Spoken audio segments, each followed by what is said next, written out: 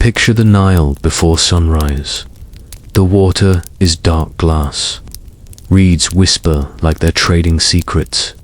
Cats blink from mud brick rooftops, not sure if they want breakfast or to continue judging the universe from a comfortable distance. Somewhere, a fisherman wakes, checks his knots, and thinks, if the sun shows up today, so will I.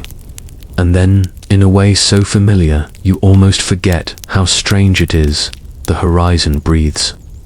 The sky doesn't just brighten, it moves, like a great engine starting.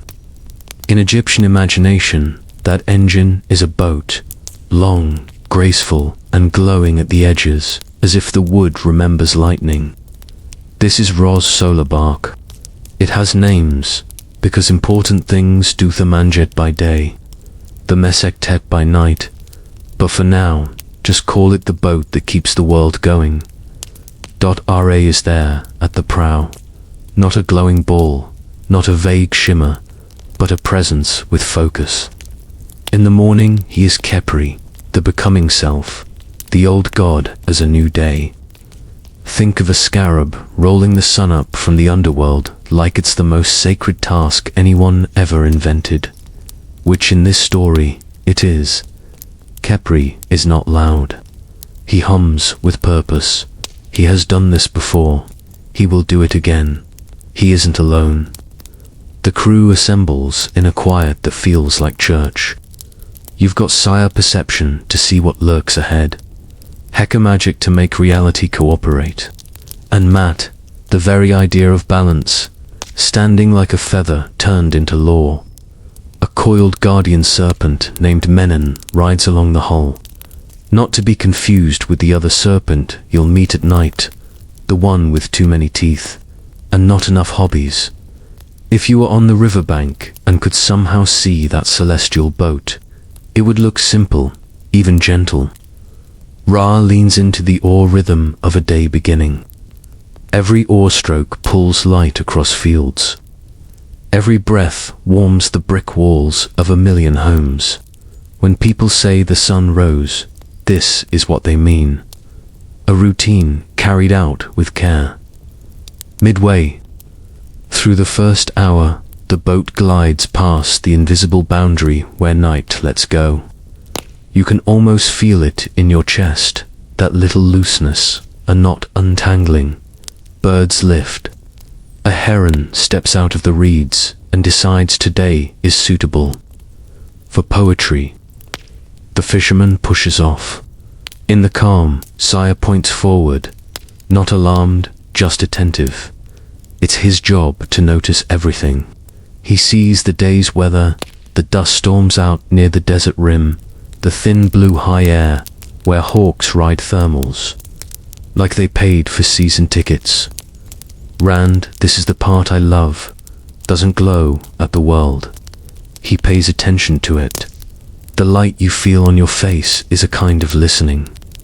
He studies the fields, the canals, the cracks in the soil where water is thinking about returning.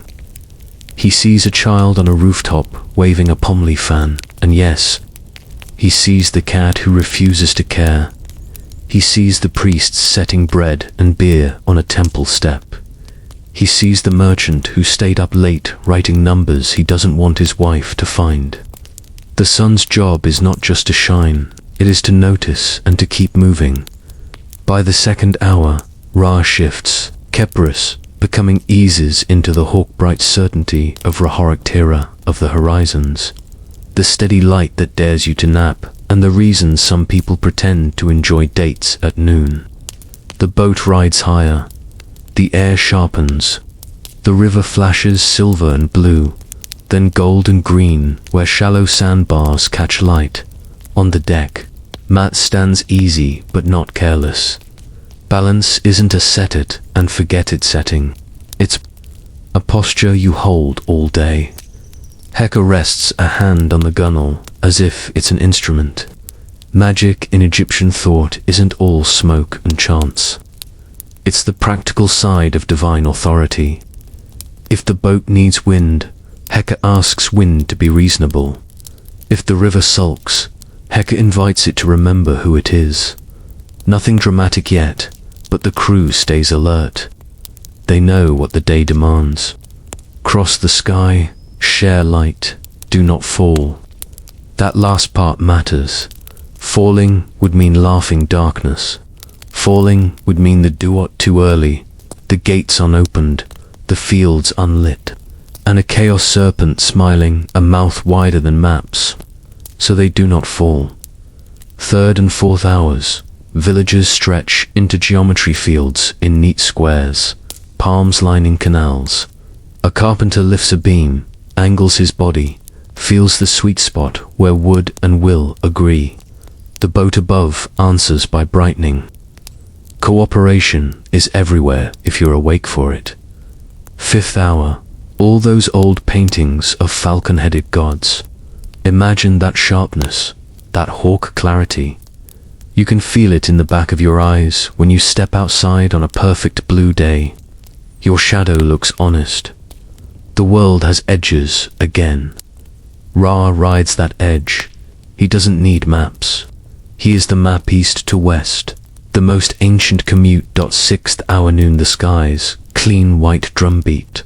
If you've ever taken a lunch break and felt the world pause, that's this hour. The crew breathes. Even divinity paces itself. Sire watches the distance where desert starts to lift. Heat dances. You know that shimmer above asphalt in summer. Egypt had that long before roads. It's the ground making heat into mirage. The air practicing magic without asking for credit. You might wonder, if day is so peaceful, why do myths talk about battles? Because battles are the story of night. Day is the rehearsal, the fuel, the long inhale before the descent. By afternoon, Ra starts to plan for it. He doesn't fret. He checks the oars. He nods to men. He looks to Matt the way a pilot looks. To an altimeter, all good. 7th and 8th hours. Life keeps happening. A field hand jokes with a friend, both of them laughing like they might drop the basket just to see if laughter can carry grain. A scribe argues with a stubborn reed pen. A child learns that shadows move when she does, and decides this means she is secretly a magician. The sun makes room for all of that, and doesn't keep score. 9th hour, the light tilts, the falcon stands. Eases Ra allows a little gold into the white. You can taste it, a honeyed tone on walls and faces. People turn toward home. Someone starts heating lentils. Someone else tunes a lute in a courtyard where vines hold last year's dust. 10th hour, the boat lowers. The river polishes the sky on its surface, handing the world to suns for the price of one, and both of them look tired in a satisfied way. Khepri, the morning self, is long gone. Atom gathers now the evening self of Ra, complete, rounded like a full stop at the end of a sentence that knows where it's been. Atom is older. He doesn't rush. He puts the day away with both hands. 11th hour, there's a line in the west the boat must cross. It's not a wall, it's a curtain. A place where living light becomes traveling light, where breath turns. Deliberate. People feel it without naming it. They light lamps. Someone pours beer. Someone says a kind word, because the dark asks for those. Cats decide this is finally the hour to sprint for no reason. That's their job in the cosmic order. 12th hour, sunset. The hull glows low and amber. The boat that keeps the world going aims at a horizon painted with copper dust. Men coils tighter, one slow loop at a time. Matt checks the feather. It is still weightless. Heka closes his eyes, just once, not sleep. A quick inventory of every spell he might need later.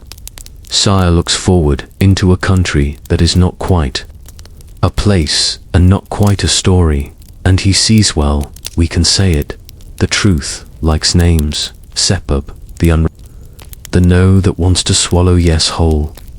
The prow touches the line. The river on earth keeps running. The fisherman ties his boat. The child on the roof stares at the first star like she invented it. And up above, just beyond the last red streak, Ra guides the bark into the first gate of the Duat, the realm beneath, where time has different manners. You are safe in your bed. That's part of the pact. The boat will go where you can't. The crew will keep the light moving. But if you listen, really listeners, you drift toward sleep. You might hear the creak of oarlocks that don't exist, and the quiet, confident breath of a god who refuses to call it a day. The world is dark now, yes. It is also in motion. Night begins. The first gate opens. The serpent lifts its head. End of part 1. The sunboat slips through the line between evening and elsewhere. Day is behind. Ahead is the Duat, the night realm wide as imagination, shaped like a river with many rooms. Egyptians said it held 12 hours of night, each with a gate. Each gate with a voice that asks a question. The crew knows the answers. That is their first protection. The water looks different here. It is not blue. It is ink with stars moving through it like slow fish. The current hums in a low way that feels like a drum under your pillow. Ra stands quieter now in his older evening self, atom, complete and deliberate. Around him, the crew settles into the night routine. Sire narrows his eyes. He sees paths where most would see black. He points left, then right, guiding the pilot with 2 simple motions. Heka touches the rail. The wood warms, not hot, just living. Spells wake like. Old instruments tuned before a show. Matt checks the feather that is not a feather and the law that is not a law so much as a promise. It is still light. It must stay that way. Coiled along the hull, Men the great protective serpent tightens a loop around the boat. He does not hiss, he listens. His scales carry the memory of 1,000 successful crossings. The crew believes in that memory as if it were a map. The first gate stands ahead, not as a wall, but as a tall frame carved from night and names. 2 guardians wait there, tall as date palms, faces hidden. They do not raise weapons. They ask for the right words. Heka speaks them in a voice like a lantern held low. The gate melts sideways. The boat glides through without a bump. You can feel the whole world exhale. On the banks of this first stretch, lanterns move like boats that forgot to have body. Those are souls, newly dead, carrying light for themselves because this place respects people who bring their own courage. Anubis appears as a shape at the edge, jackal-headed and calm. He does not wave. He nods once. It is enough. He turns and leads a small group along a dry path between reeds that do not bend. The solar boat keeps to the water. Tonight's work is different. Judgment belongs to another hall. Travel belongs to this crew. Past the first bend, the current slows, testing patience. The second gate rises, carved with crooked stars. The guardians here smile, which is worse than a frown in places like this. The question is always the same. In meaning, if not in wording, who are you? Not your title, not your job. Your name with truth in it. Sire supplies each name the boat needs to carry, not as sound, but as recognition. The gate approves. Another slow opening. The boat slides on dot. In the third hour, the river widens into flats. The air feels thick, like warm cloth. Islands show themselves, then hide again, little tricks of distance. Here the crew rows by rhythm. A few voices sing under their breath, not a hymn, a work song. Even gods like steady beats. Ra does not push them. He lets the song set the oars. Light stays in the center of the boat, held there by Mat's quiet focus. The fourth gate is low and long. It remembers sandstorms. It asks for patience. Answers with a spell that is mostly a breath held for just the right amount of time. Wind that had no business being indoors sighs through and lifts the low arch to finger widths. Enough. The boat passes, oars barely dipping dot on the far shore. The ground is not ground. It is sleep. Shapes lie there, as if whole towns decided to nap at once. The duat is kind that way. It will let the tired rest even while the boat works. If you are drifting off now, you are doing what this hour wants you to do. The crew rows. Softer, you can almost hear their shoulders loosen. The fifth gate brings noise. The river narrows and speaks in little whirlpools. From the dark water rises a shape like a hill. It is not land.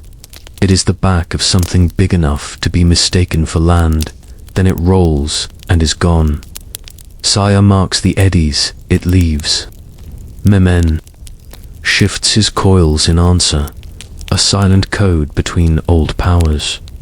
The first strike comes without thunder. The water lowers like someone took a giant sip. Ahead the night bunches up into a wall. It is not stone. It is Apep Apophis, the unmaker, making himself look like everything at once: glyph, cloud, open mouth. The crew does not panic.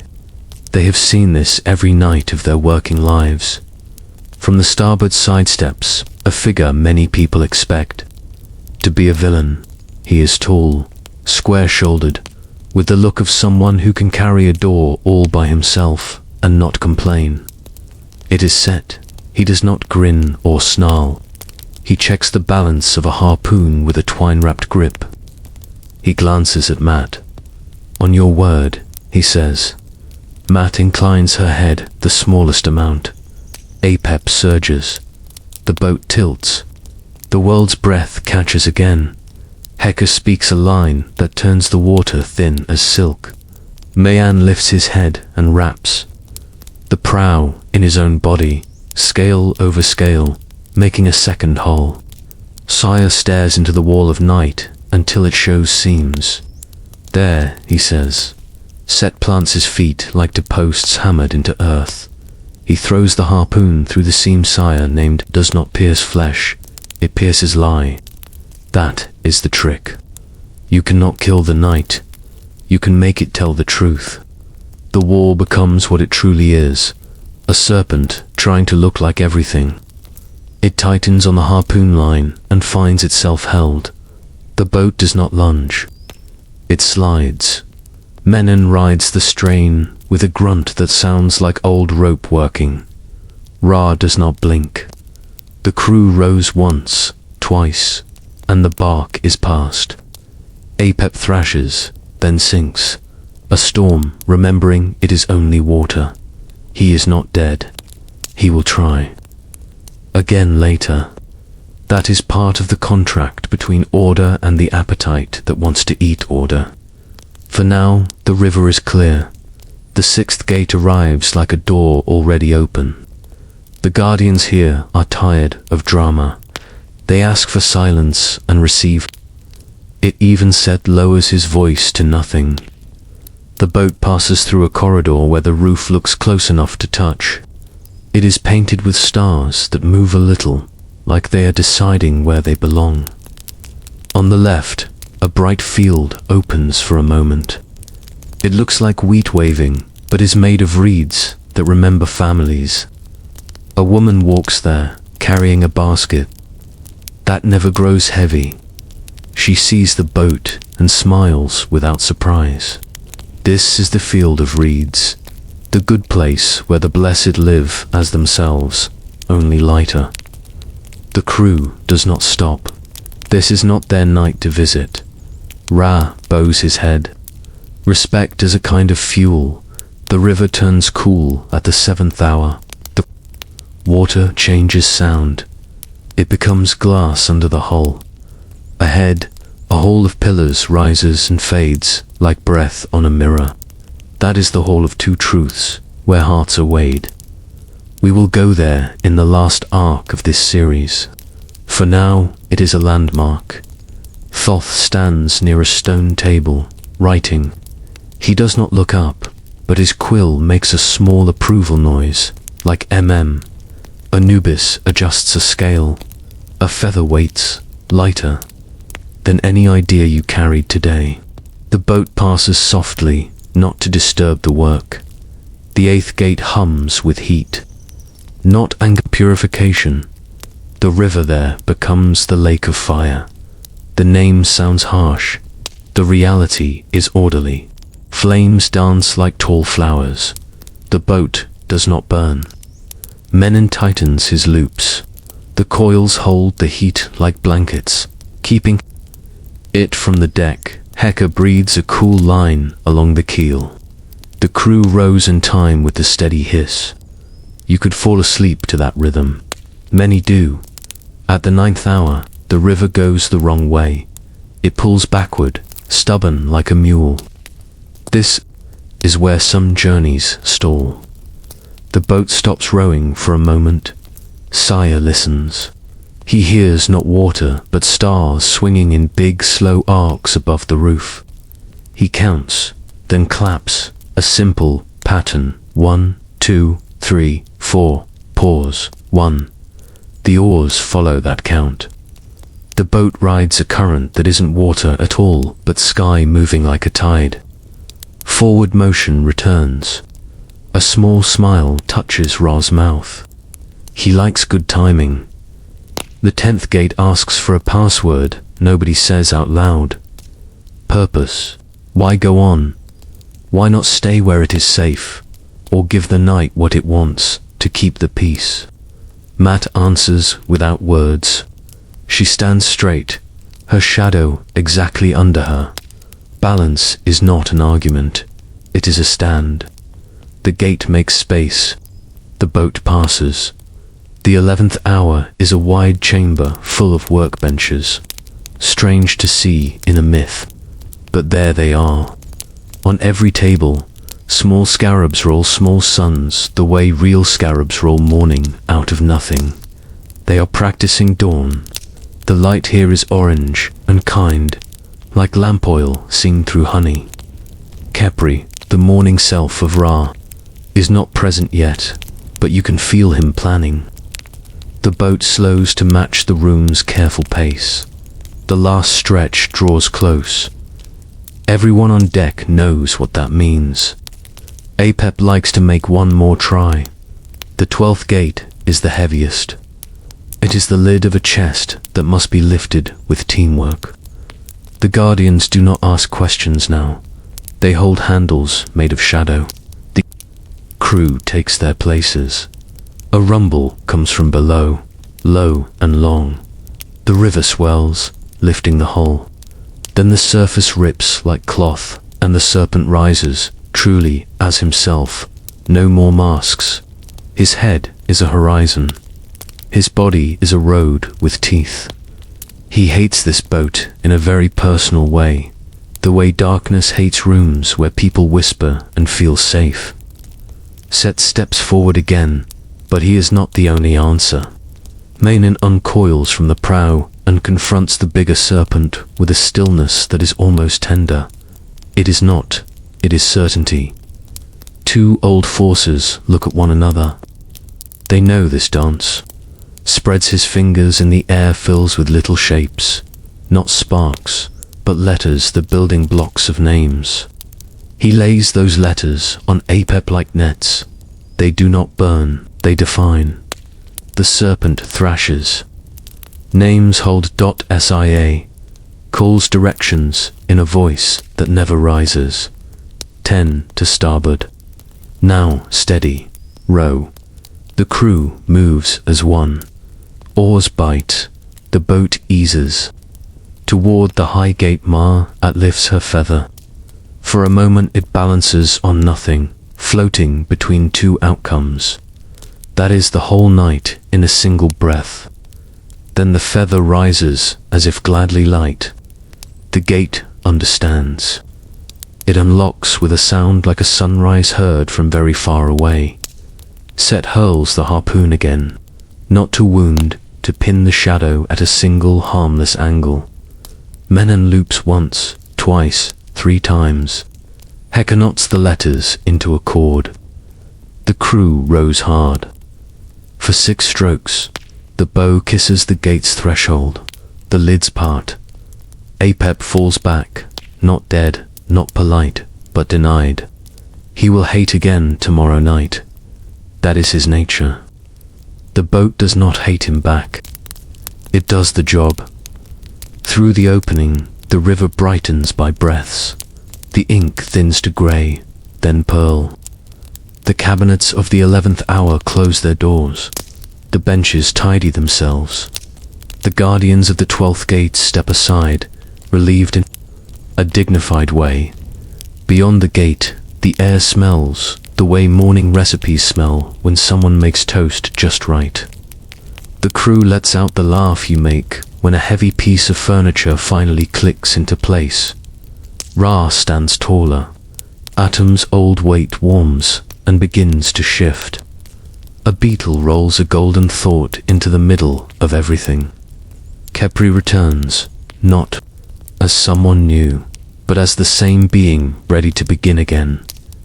If you are listening in bed, this is the place where your breathing finds the easy rhythm people mean when they say rest. The night has not been an empty space. It has been a passage, with 12 doors, a set of questions answered, a long, steady practice of keeping the world together. You did not have to row. You only had to trust. On the far lip of the horizon, a line of light sharpens and opens like an eye. The solar boat glides toward it with no rush. There is a pause before dawn. It is not fear, it is respect. Then the prow breaks the surface of morning. The river on earth turns gold. A fisherman blinks and smiles. A child points at the first bird. Somewhere, a cat decides breakfast can wait 2 minutes longer. The boat has crossed the night. The first gate of day is already open. Here is a secret the boat crew already knows. The serpent is not only a creature. He is a mood the universe can fall into. A pepperpuffist doesn't build things. He doesn't negotiate. He doesn't even really hate. He just wants everything to go back to before there was anything. If you have ever cleaned a room and watched entropy slowly scatter socks across the floor again, you understand his style. He is gravity for stories. Even in daylight he waits. Not under your bed, that's a different genre, but under the map of the world. Quiet, patient, rehearsing. The taste of endings. The boat must pass him every night, and most nights it goes well, because practice and teamwork are real kinds of magic. But there are also nights when the duot leans the wrong way, when echoes get stubborn, when a silence takes shape and becomes a wall. Those are Apep's favorite hours. The crew has names for such nights.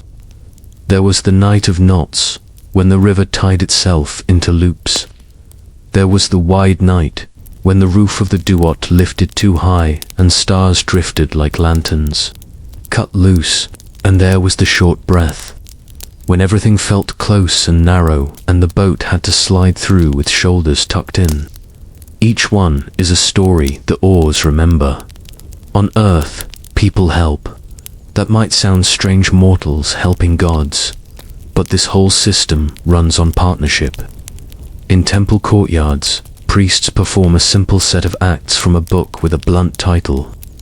Overthrowing Apep, they mold little wax snakes. They write the terrible name of the Unmaker on their sides. Then they stab them, trample them, spit on them, and burn them. It is not elegant, it is effective. The point is not to hurt a snake made of wax.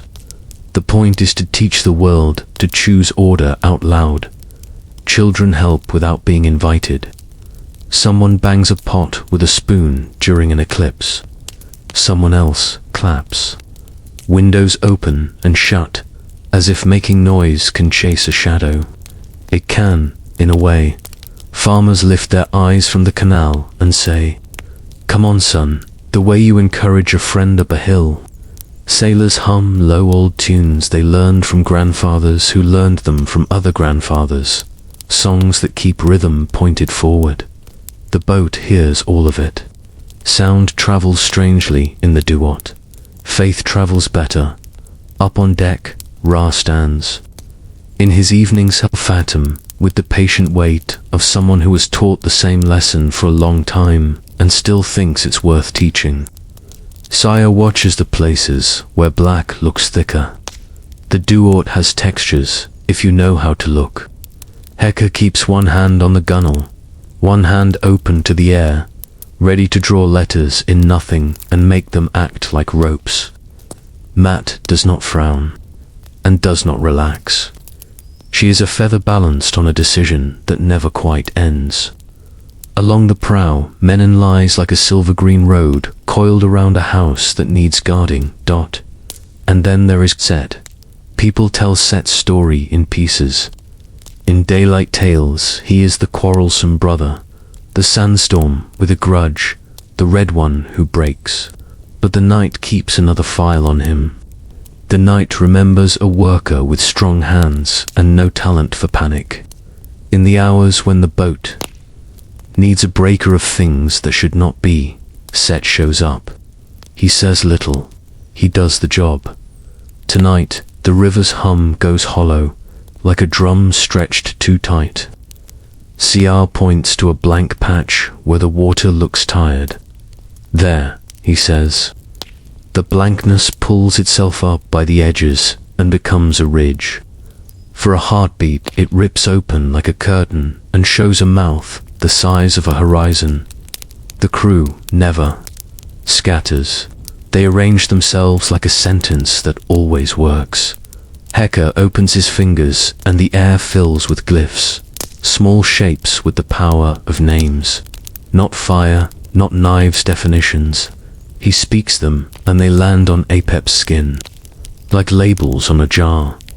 This is not cruelty, it is clarity. Apep's favorite disguise is everything. Heka answers with no. This Menon rises, a loop uncoiling from the prow like a promise. He doesn't rush the bigger serpent. He holds the bow steady, making the boat into a thing with a spine. Set plants his feet, weight forward, perfectly balanced, and lowers the harpoon. He trusts more than speeches. Apep lunges. The boat dips. The water hisses sideways and fights the oars. For a thin instant, the world looks like it might forget what morning is. Then work begins. Starboard, 10, Sire calls, and every back on deck tilts the same way. Hold, they hold. Menon squeezes. The hull complains, softly, but believes in its own wood. Heka throws a line of letters that ties itself into a knot around a place Sire spotted one. Loose stitch in a pattern of shadow. Apep's head, huge enough to be a cliff, jerks sideways half the width of a heartbeat. It's enough, Set throws. You could call it a spear, but the better word is decision. The harpoon does not aim for meat. It aims for moment. It pins the serpent to time, which is the only surface that will hold him. For one breath, he is no longer everything. He is here, and if he is here, then the boat can be there, and there is past the danger. The oars bite water like it's bread. The crew rose through the opening that wasn't there and now is. Mayhan's coils slide, beautiful and terrible. Heka pulls the knot tight, then lets it go before it eats the wrong thing. The boat clears the ridge. Apep thrashes, then falls, furious and unchanged. That is fine. The point is not to cure night of being night. The point is to keep morning scheduled. Sometimes the serpent gets bold enough to take a bite out of daytime. You know this as an eclipse. If you've ever noticed day dim smartly, like someone turned a dial, that's APP trying a daytime shortcut. On Earth, people bang drums because noise says we are here. In sky, the crew does what they always do. Names, balance, timing, and one very reliable harpoon. The light comes back. It always has. It always will. Not because it must, but because someone does the work. There are smaller tricks too. APEP sends islands of teeth that masquerade as places to rest. They drift close and offer shade that is not shade. Sire points and says no. The boat believes him. APEP sends long ropes of sleep that try to tie the oars together with dreams. The crew smiles, not unkindly. They have their own sleep waiting on the far side of dawn. For now, they row. Set earns no hymns tonight, not on Earth. No one lights incense for the worker in the dark. That is all right. He gets what he needs. Matt nod. He checks the harpoon head, fits the line back, and goes quiet again, watching the water the way craftsmen watch grain in wood, looking for the path that will not split. Order survives this way, not by one big victory, but by 1,000 small honest actions done on time. A priest needs beeswax until it warms and shapes right. A sailor ties a knot he can untie in the dark. A mother sets a bowl of water in a doorway for luck, and it catches the moon and gives the room a slow silver that helps a sick child sleep. A scribe copies a spell carefully, no flourishes, no shortcuts. A cat patrols a granary and decides wheat deserves guardianship. Matt lives in those decisions as much as she lives in the feather and the scales. On some nights, the boat slows next to a shore of faces. Souls stand there, calm, waiting their turn to be measured. No one calls out.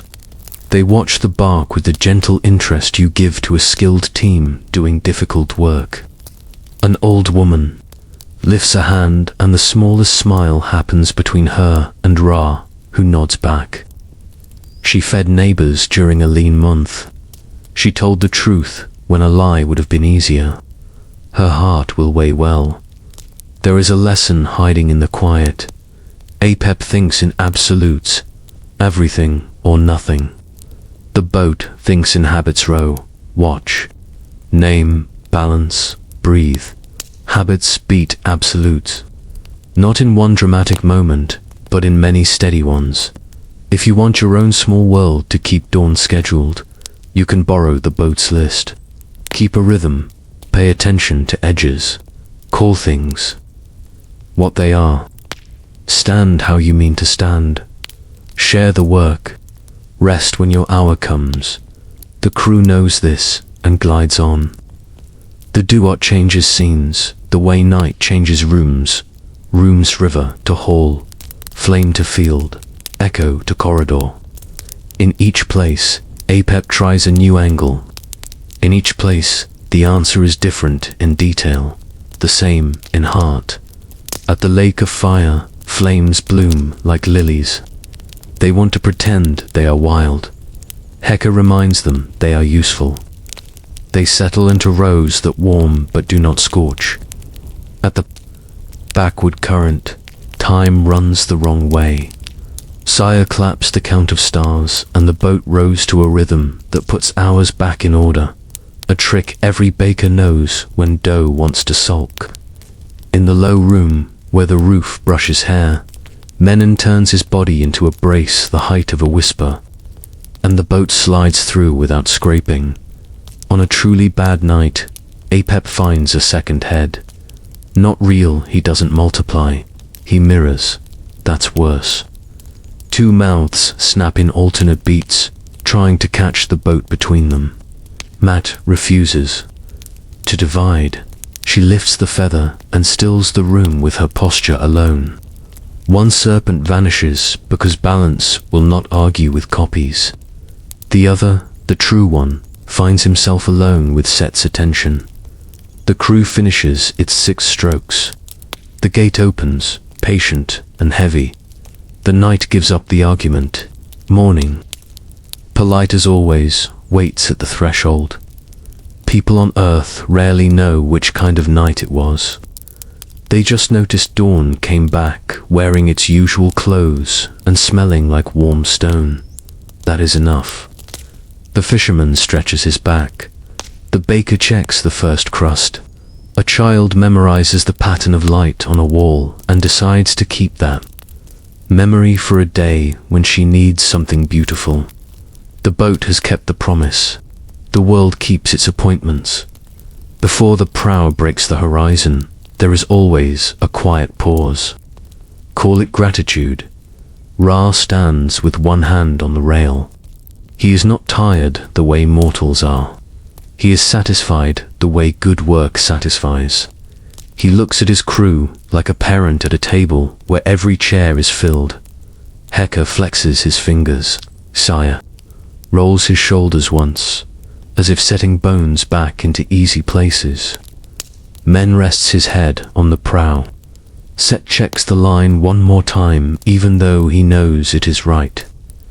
Mat breathes, and the breath tastes like a feather touching a scale and finding lightness, and then without trumpet, without speech, bark lifts into the slit of day, and Khepri is already there, small and strong, pushing the sun like a golden bead up the slope of sky. On Earth, doors open. People step into light. Someone waters a threshold. Someone thanks a god without needing to know his name. Apep sinks back into the deep, unhurt and unsuccessful. He is not a villain to be ended. He is a task to be done again. And the doing keeps the world honest. That is the grace of this myth. Night is not a failure. It is a shift, and the crew is on it. We will leave them here on the bright edge, breathing in the first warmth, and turn, next, to a different kind of danger, not from outside the human world, but from inside it. When the sun grew old and people mocked, compassion had to learn teeth. But that is for another part. For now, let the light stand. Let your eyes close. The serpent has been denied, and order quiet, steady. Ordinary order has survived another night. All stories of light have a point where someone forgets how much work it takes to keep the world together. In Egypt, that moment arrived on a hot afternoon when people began to mock the sun. Not the sunlight, the sun god. Ra had grown old by then. Not weak, just older. The way a trusted teacher gets slow at the chalkboard but still knows every answer. He had been ferrying day across the sky since the first morning. He had fought the serpent each night without asking for applause. He had made a world where fields ate water and made grain, where cats guarded granaries like furry accountants, where families learned a rhythm that matched oars and heartbeats. And then the whispering started. You can hear the tone right away. It always sounds like, do we really need him? It drifts through markets and doorways and cool rooms where people nap at noon. Someone rolls their eyes at the bright sky and says, maybe the old sun should sit down. Someone else laughs. Laughter isn't a crime, but sometimes it is a signal. Ra heard. Of course he did. He sees rivers and roof cats. He hears jokes, too. He knew he had a problem, not with the darkness outside, but with the forgetfulness inside the human world. He called a council. The gods gathered Thoth with his quiet pen, Mat with her feather that never lies, Shu and Tefnut like pillars of air and moisture, Nut the sky bending like a mother over everything. and among them Hathor, bright, musical, golden as afternoon. The council did not meet in anger. They met in worry, Ra said. If people forget responsibility, order will fall apart from the inside. Matt nodded. Balance breaks fastest when the pieces stop caring to be held. There is a part of Ra that does not glow like a lamp. It looks. It is called the Eye of Ra, and in many stories it is not a thing he owns, but a power he sends, fierce compassion with teeth. He turned to Hathor and said something that changed her. Go, he told, that eye, and remind them. Hathor listened. Love and beauty do not mean softness when you are protecting a whole world. She stepped out of the council as herself and stepped back in, changed. The gentle face cooled, the lioness rose. Her teeth were clean and terrible. Her mane was fire. Her eyes did not blink. She was Sekhmet, now power at noon, the hot edge of the desert. The part of love that refuses to let harm go unchallenged. On the first day, she walked into a village where the jokes had started. The laughter stopped the way a candle stops quick and small. The story says she hunted. Don't imagine gore. Imagine certainty moving through a street. People who had put themselves above Matt felt suddenly the size they truly were. Not above. Fear spread, and with it, more forgetting. Panic makes bad choices, and bad choices make more panic. Sekhmet did not slow. She wasn't here to negotiate. She was a tool sent for a task. The task was remembrance the hard way. By sunset, the fields were quiet. Wind moved through reeds that didn't want to shift. Cats hid, doors shut and stayed shut. Sekhmet's breath ran hot and bright like kill air. She liked the work too much. That is the problem with unmixed justice. It starts out to correct and ends up enjoying the correcting. Ra watched. This was not the reminder he wanted. A lesson that ends life, leaves no students. He looked to Thoth. Thoth did not say, I told. You so. He offered a plan with numbers in it. We will not argue with the lioness, Thoth said. We will change the room she's in. What followed is one of the strangest, smartest scenes in myth. Priests and brewers worked all night by torchlight, mixing 7,000 jars of beer. Some say more dyed the color of blood with red ochre and pomegranate. They carried the jars to the fields where Sekhmet would walk at dawn. They poured a flood of ruby drink until the low places shone like shallow lakes. Then they went home and barred their doors and hoped that a god could get drunk. Morning came. The lioness returned to her task with a confidence that felt like heat on bare stone. She saw red everywhere. Rage loves red. She bent to drink what she thought was blood. The victory taste of her mission. It wasn't. It was beer, spiced and heavy and very, very ready. Sekhmet drank. She drank like desserts, drank storms thoroughly. Her breath slowed. Her eyes softened. To amber, her step lost the angle of attack and found the loop of dance. She laughed, a sound like metal cooling in water.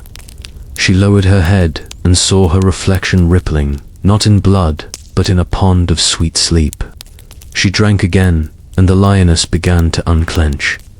By evening, she was Hathor once more, no, less strong, but turned toward gentleness. The fields breathed. Doors opened, careful at first. Someone began to sing. Someone else, braver, shook a sistrum that metal rattle, linked with joy and with Hathor's name. You can hear it if you listen. Tin on tin, river on rock, a sound like daylight forgiving. Ra did not celebrate.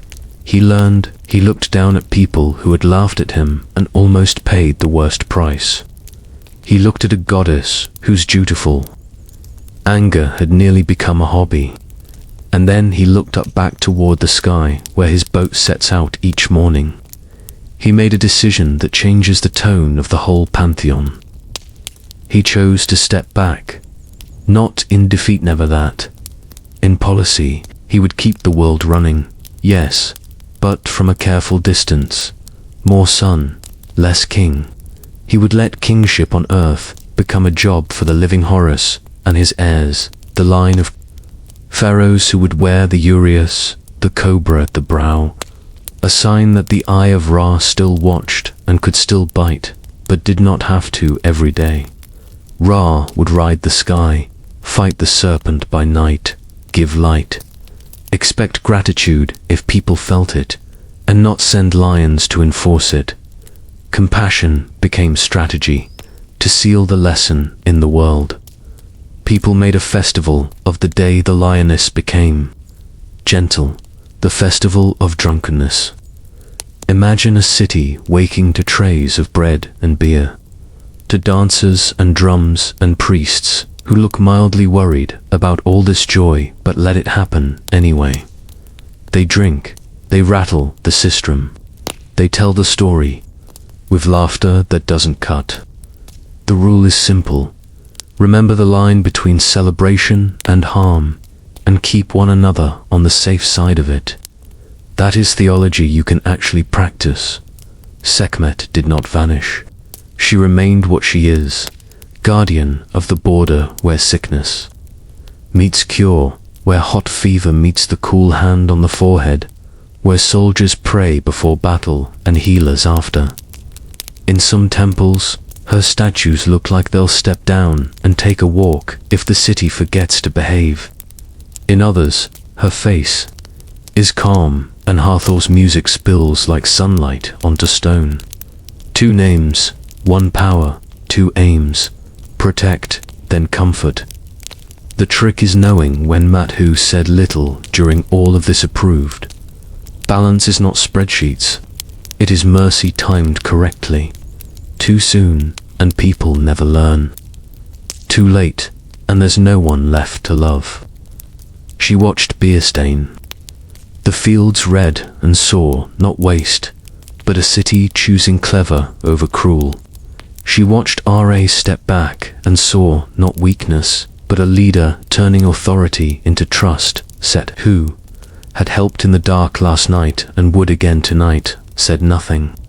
He isn't built for festivals. He is built for work. But even he tolerated a smile as drums rolled over the rooftops. Because a celebration that prevents tomorrow's emergency is the kind of order he can stand behind. Thoth wrote it all down. The numbers of jars, the recipe for the dye, the prayers that are really instructions. Anubis walked the alleys quietly that night and found the city sleeping without fear. His job is easier when people understand limits on their own. The Nile carried away the last of the red, leaving banks smelling faintly of bread, yeast, and second. Chances, what does this part of the myth want from you? Not worship, memory. It wants you to recognize how quickly righteousness can turn to habitual anger, and how practical compassion, not vague, not sentimental, practical can break that. Habit, it wants leaders to learn from the moment after the crisis, when policy gets made. It wants the rest of us to celebrate, not because we forgot the danger, but because we managed it without becoming new danger ourselves. There are pictures of Ra riding the sky on the back of a celestial cow, after this half-door again, gentle and enormous, lifting him away from the ground-level quarrels. That image is not escape, it's perspective. From up there, he can watch the whole field. From down here, people can look up and know the sun is for them, not at them. So the new practice takes hold. In the morning, light without lectures. In the evening, songs without cruelty. In the night, a boat crew doing their shift so the rest of us can sleep. And once a year, a city remembering loudly, joyfully. A little tipsy that the lioness can be loved into putting her claws away. If you are listening in bed, this is a good hour to let your jaw unclench. Breathe in like the fields took in that red flood and turned it into laughter. Let your shoulders settle the way Sekhmet's did when she saw her reflection and chose dance over hunt. Somewhere inside you there is an eye that wants to rush out and fix everything by force. Offer it something gentler, a better plan, a song, a friend's steady hand on your sleeve, because this is how the arc of Ra's story closes, not with a shouted victory, but with a policy change you can live with. The sun keeps his distance. The serpent keeps his appointment. The lioness keeps her dignity. Humans keep their memories, with help from drums and beer and the people who pour it for us. When we forget how to be kind, tomorrow the boat will rise again. Tonight, the village sleeps under a sky that learned restraint. And in the next arc, we'll turn from the sun to the family that taught Egypt how to be a nation. Osiris, Isis, Horus, and Setlove, loss, trial, and a throne found the long way around. For now, dim thoughts like lamps, gentle and low. You are safe. The world has remembered the line. Before there were crowns of gold and long titles carved on stone, there was a man who believed a kingdom is built from everyday kindness. His name was Osiris. He did not shout to be heard. He listened, and because he listened, people leaned closer. Fields leaned closer too. Under his rule, the Nile felt like a partner, not a temper. He walked the riverbanks in sandals dusty with work and asked farmers what they needed, not in a grand way, in the way a neighbor might say, "How's your water channel holding up?" He showed villagers how to cut a clean canal, how to share a calendar so nobody stole the flood from anyone else. He taught them to plant barley in rows, the way a careful hand sets stitches. He tasted new bread and said, "Yes, do it again." He pressed grapes and learnt the slow joy of wine, not for escape, but for harvest days, when backs were tired and laughter wanted a seat at the table. He wrote laws that were simple enough to remember and fair enough to trust. If you borrowed a donkey, you returned it better fed. If you kept a granary, you kept aside a little for widows and strangers. If a dispute rose like heat, it was cooled not by anger, but by talking in shade, until the talk found a shape everyone could live with. The word for that shape was mat. He did not own mat. He practiced it. He married Isis, and the whole country felt taller that day. Together they made the throne look like a good chair anyone could sit in without getting hurt. Isis moved through the palaces seen and unseen. A presence like water poured where it's needed most. When a midwife ran short of oil, a tiny jar appeared on her doorstep next morning with no note. When a field flooded wrong, someone found Isis standing, ankle deep where the current broke, humming a line of magic that convinced water to behave. People loved them. That is a dangerous sentence in families where not everyone is built to enjoy another's praise. Set was Osiris's brother. He had the sand-brown strength of deserts in him and the quick eyes of someone who knows how to survive a storm because he has been one. He was useful, ask the solar boat crew on a hard night. But usefulness does not always quiet a heart. He watched the country call Osiris good, and something in him went tight and stayed that way. Jealousy rarely enters a room by its own name. It comes dressed as jokes, as practical concerns, as everything looks fine to me, but Set began to measure things. He measured Osiris's popularity with little grimaces. He measured the way Isis's presence warmed rooms he did not warm. He measured, most carefully, Osiris himself. Here is where the story turns. Set commissioned a coffin, not ugly, not cruel-looking, beautiful. The kind of craftsmanship that makes a crowd go quiet when the lid is lifted. The woods smelled like cedar from across the sea. The sides shone with inlaid scenes boats and birds and lines of hieroglyphs that said, "Nothing nasty, only charms for safe travel." It had perfect proportions, and by perfect we mean this. Set had taken quiet measurements of Osiris's shoulders, the length of his legs, the turn of his ankle, the width of his smile even, because a smile takes space. The coffin fit these numbers like a secret. He threw a party. He invited nobles, farmers with good reputations, harp players who could make courtyards breathe, and a few loud friends who always made a lot of noise at the wrong moment. Isis was away that evening, visiting shrines where women asked for easy births. Osiris came in smiling, because he was built that way. He loved to stand with people when they were joyful. He loved to pour wine with his own hands.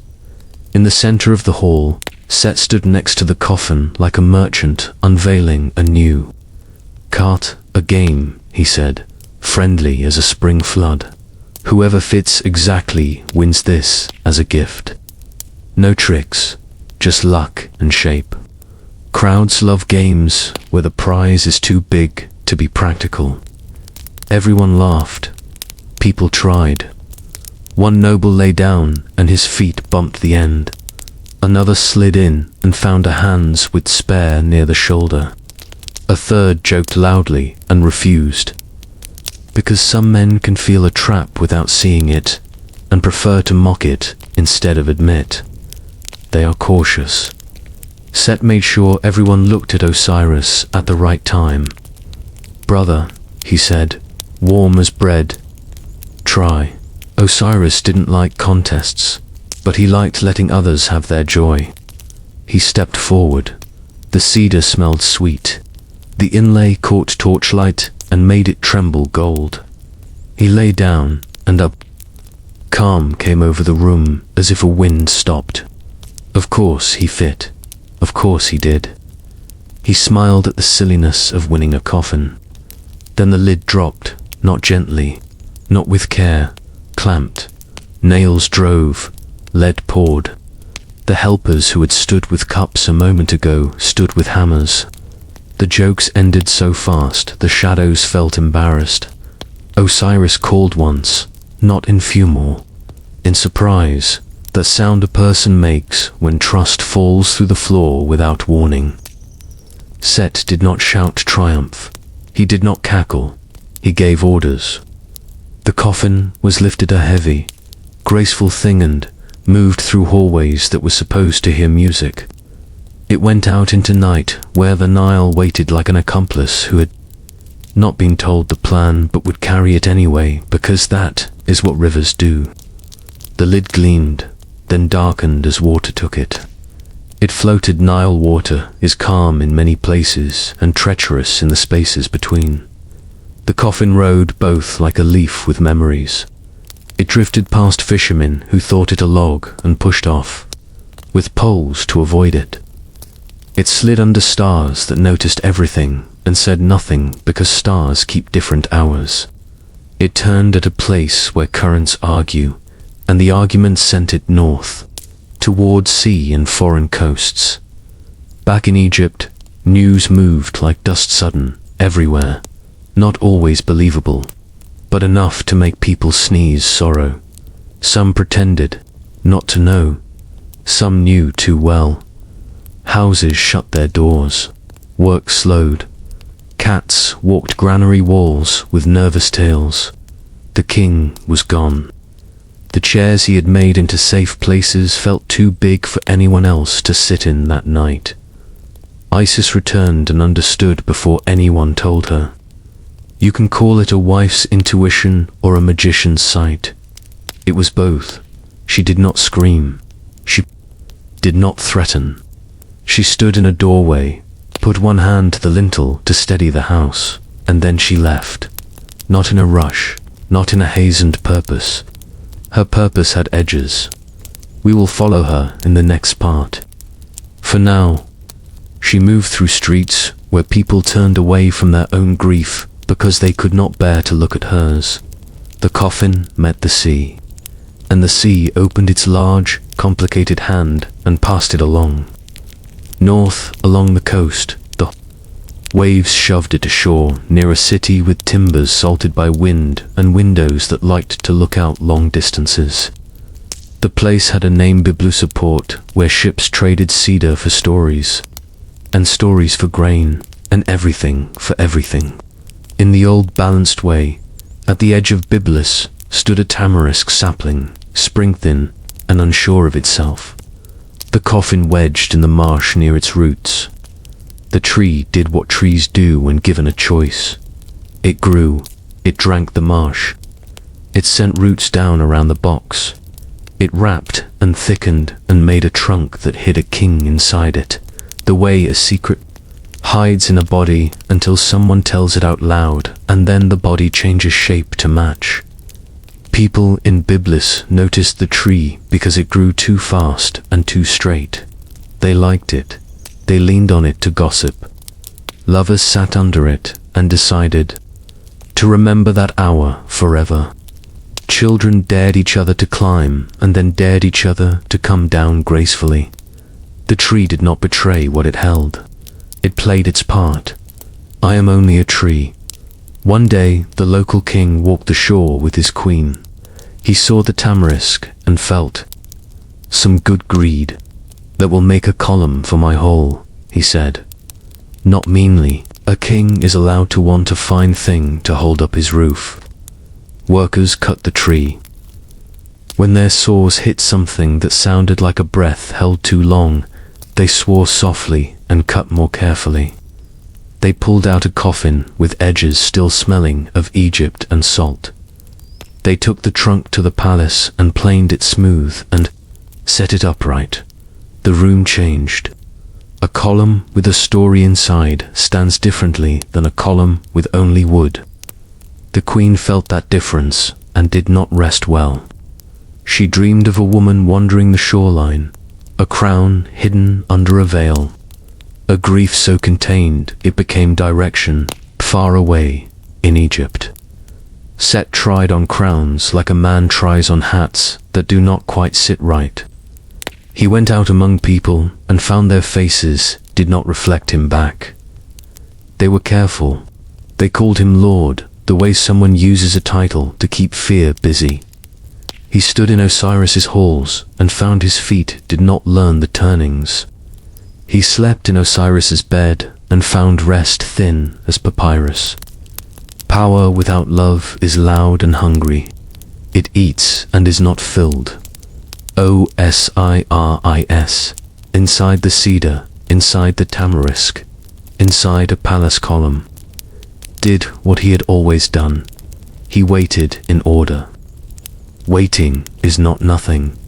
It is a way of keeping shape. The world can use that. Even when still, he held the idea of fair laws and shared water.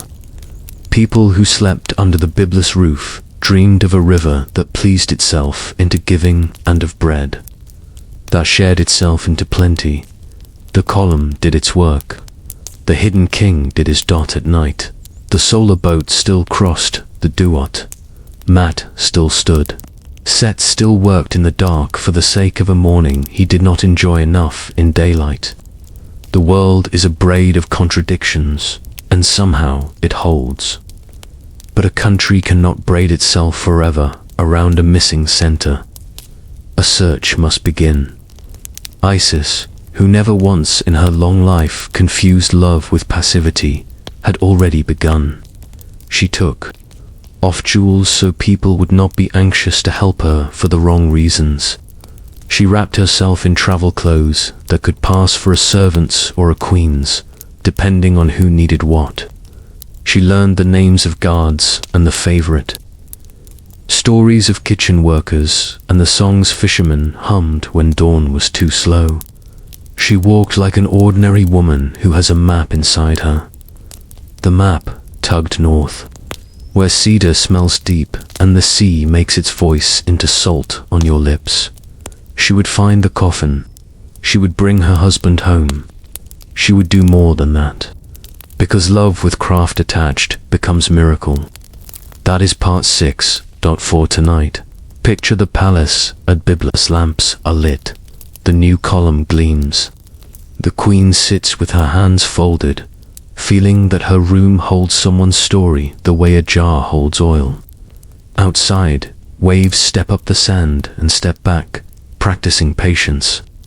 Inside the cedar, Osiris keeps being Osiris, gentle, steady, kingly, in the way that makes other people want to be gentle and steady too. Egypt sleeps badly under Set's temporary crown. Cats keep their rounds. Bakers put grain to soak, because morning does not care who wears what title. People still need bread. The Nile hums its old tune along the banks. Stars move where they should. Somewhere on a dusty road, Isis narrows her eyes and smiles, the smallest smile. The one you make when a far light lines up exactly with the path you planned in your head. The story has not ended. It has paused like breath held 1 second too long before a name is spoken again in full. When we say it next, it will wake the world. Isis began with a choice. She would not scream. She would not curse the sky or tear her hair and make sorrow the main story. She would turn grief into direction. She wrapped herself in a traveler's cloak, hid the queen's jewels under plain cloth, and stepped out into the road like any woman with business to do before the light failed. Her first magic was simple. Listening, she listened to the reeds. They hissed where boats had scraped them and told her which way the current had pulled an unfamiliar weight. She listened to old ferrymen who thought they were only talking about weather. She listened to cats who never waste words and who told her which storerooms smelled like worry. She asked the wind to lean when it needed to, and it did. Wind respects people who make plans. When she reached a bend where the Nile argued with itself, she knelt and set bread on a stone. For travelers, she said. A heron stepped close, all patience and bright eye. It picked a crumb and tipped its head toward the north. That angle was enough. Isis thanked the bird the way you thank someone for pointing to a road you might have missed while thinking about your own feet. Then she walked. Every town she passed offered a version of help it could afford.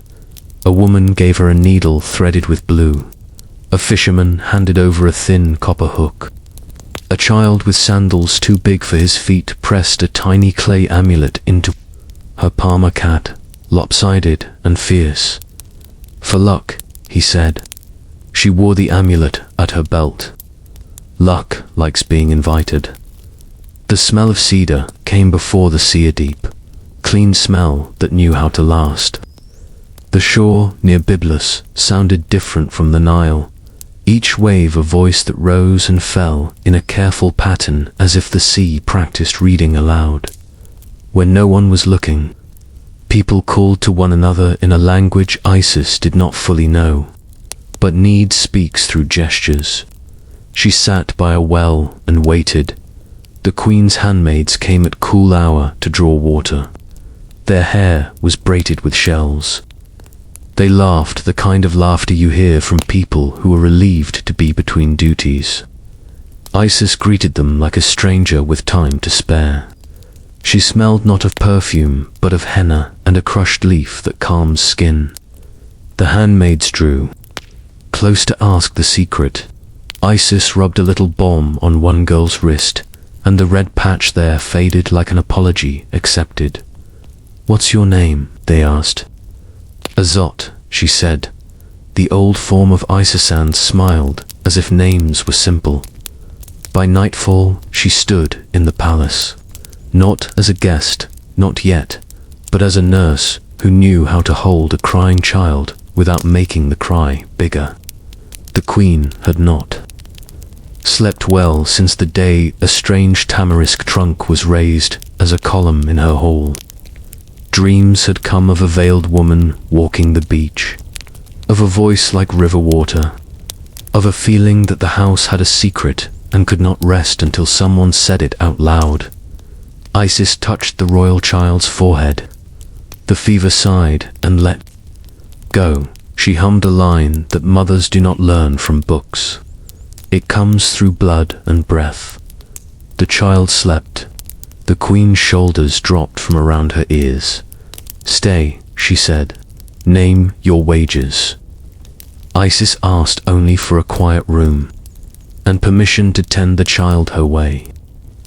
At midnight, when the palace slept, Isis did something that stories tell in whispers so people don't miss the shape of it by fussing over the heat. She built a tiny fire.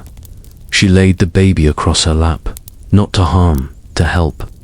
She passed him through the flame, fast as a heartbeat, each night a little longer, singing the whole time. She was burning away mortality the way a smith burns flaws out of metal. In other tellings, she turned into a swallow and circled the pillar where the coffin slept, keening. Both versions are true in the way myths can hold two images at once and not break. One night the king woke and smelled smoke. He ran in and saw a nurse lifting his son toward fire. He shouted for guards, and the shout broke the spell the way a stone breaks a reflection in water. Isis stood, her eyes bright with the kind of anger that makes even kings learn manners. She did not scold. She revealed that the room changed as if lamps had been trimmed, and every shadow told the truth. The nurse was a goddess. The quiet woman was Isis, wife of the king of Egypt, sister of the storm, friend of the river, traveler with grief turned into compass. She pointed at the pillar. "Your hall holds my husband," she said. Not a threat, a fact. The queen, who had felt unease in her bones since the column rose, bowed first. The king, who had almost ruined his own child's gift by fear, bowed after, grateful that apology could be made before the damage could not be undone. They ordered the tamarisk cut open carefully. Artisans had wrapped cedar around cedar, wood around wood. The innermost husk shone. They lifted the coffin into the open air, where salt and moonlight and a waiting pair of hands received it. Isis thanked them with the kind of blessing that sticks to door lintels for years, fat harvests, children who sleep and wake well, ships that return. She did not ask for an escort. She asked for rope and a cart and 2 days without questions. The king offered soldiers. The queen offered gold. Isis accepted a cloak lined against night wind and a small basket of dates because kindness travels better than troops. Then she set out south, with the sea pushing at her back and the weight she wanted before her. Some say she rested at a marsh and the coffin rested too, and the air around it turned so calm that reeds forgot to move. Some say a dog lay down beside the box and would not be sent away. That dog was Anubis in a quiet mood, the god who walks between dawn and doorways. In either telling, what happens next begins with a woman alone beside a box that is not only a box. She opened the lid. Grief is often loud in stories. Here it was exact. Isis laid her hand on Osiris's face and named every part of him like the parts of a prayer. She did not beg. She remembered him into the room. The way you can bring someone back for a moment by saying the details that built them, the way he tucked his lip when he listened hard, the way his hand rested flat on tables to calm arguments, the way he always smelled like dust and fruit. Her sister, Nephthys, found her there. Nephthys, the soft-voiced shadow who stands at the edge of every ritual, making sure the living do not forget the dead and the dead do not forget themselves. Between the sisters lay a work only they could do. Anubis watched the work become the first art of embalming. Not a trick, not a horror, a craft with love in it. Oils for cleansing, linen for holding a body where it belongs. Spells learned from the way reeds whisper when wind is steady. Anubis placed his careful hands where care mattered most. God did not judge, he guided. He showed the line between too tight and tight enough, between leaving and keeping. If you have ever packed a fragile thing for a long journey, you know his skill. There was one missing piece. The river had taken it, or fish had. The story does not linger there, because the story is not an anatomy lesson. Isis did what makers do when the world gives imperfect parts. She crafted a replacement gold, and will and a spell that fits between both, and invited life to return just long enough for love to finish its vow. Osiris breathed once, then again. He did not sit up and ask for wine. He remembered Isis the way she had remembered him. In that clear hour between breath and duty, they conceived Horus not by accident, not for revenge, but for continuance. The world would need a child raised on both tenderness and discipline, one who would learn the long road to a throne without turning hard on the way. Osiris could not stay. He had a kingdom now that did not share sun with the living. The needed a king who understood fields and fairness, scales and patience. He took that throne without sulking. A crown in shadow is still a crown. He would weigh hearts with Mat's feather in sight. He would make the quiet good place the field of reeds feel like home for those who had earned it. Isis hid the coffin in the delta marshes while she gathered herbs and planned the next part of the long plan. Safety.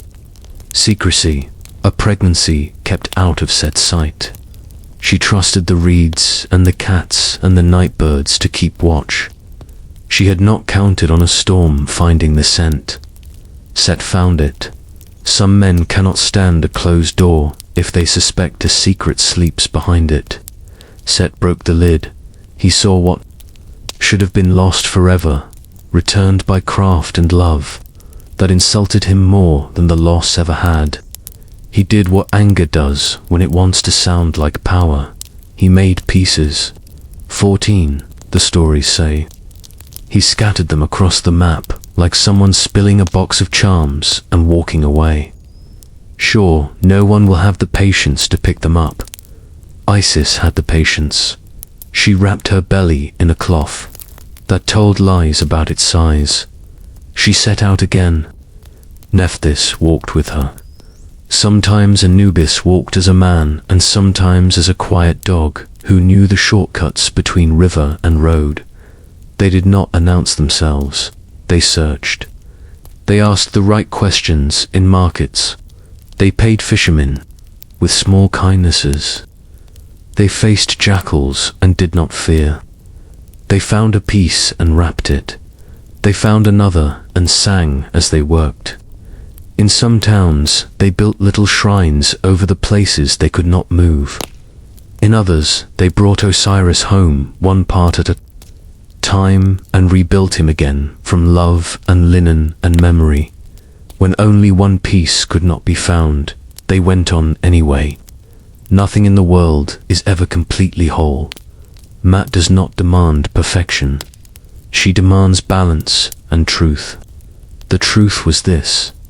A good king had been broken, and the women who loved him would not let that be the final sentence.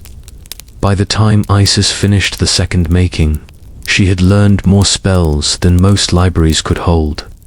She had also learned everything she needed to know about raising a child in hiding. She would have to. Horus was coming, and the world he would be born into was not safe yet. Night in the delta hummed with frogs. Reeds rustled like people in another room, having a conversation you can't quite hear. Isis laid her head down for the first real hour of sleep she had taken since the party with the coffin. Nephthys watched the doorway. Anubis lay across the threshold the way guardians do when words are not enough.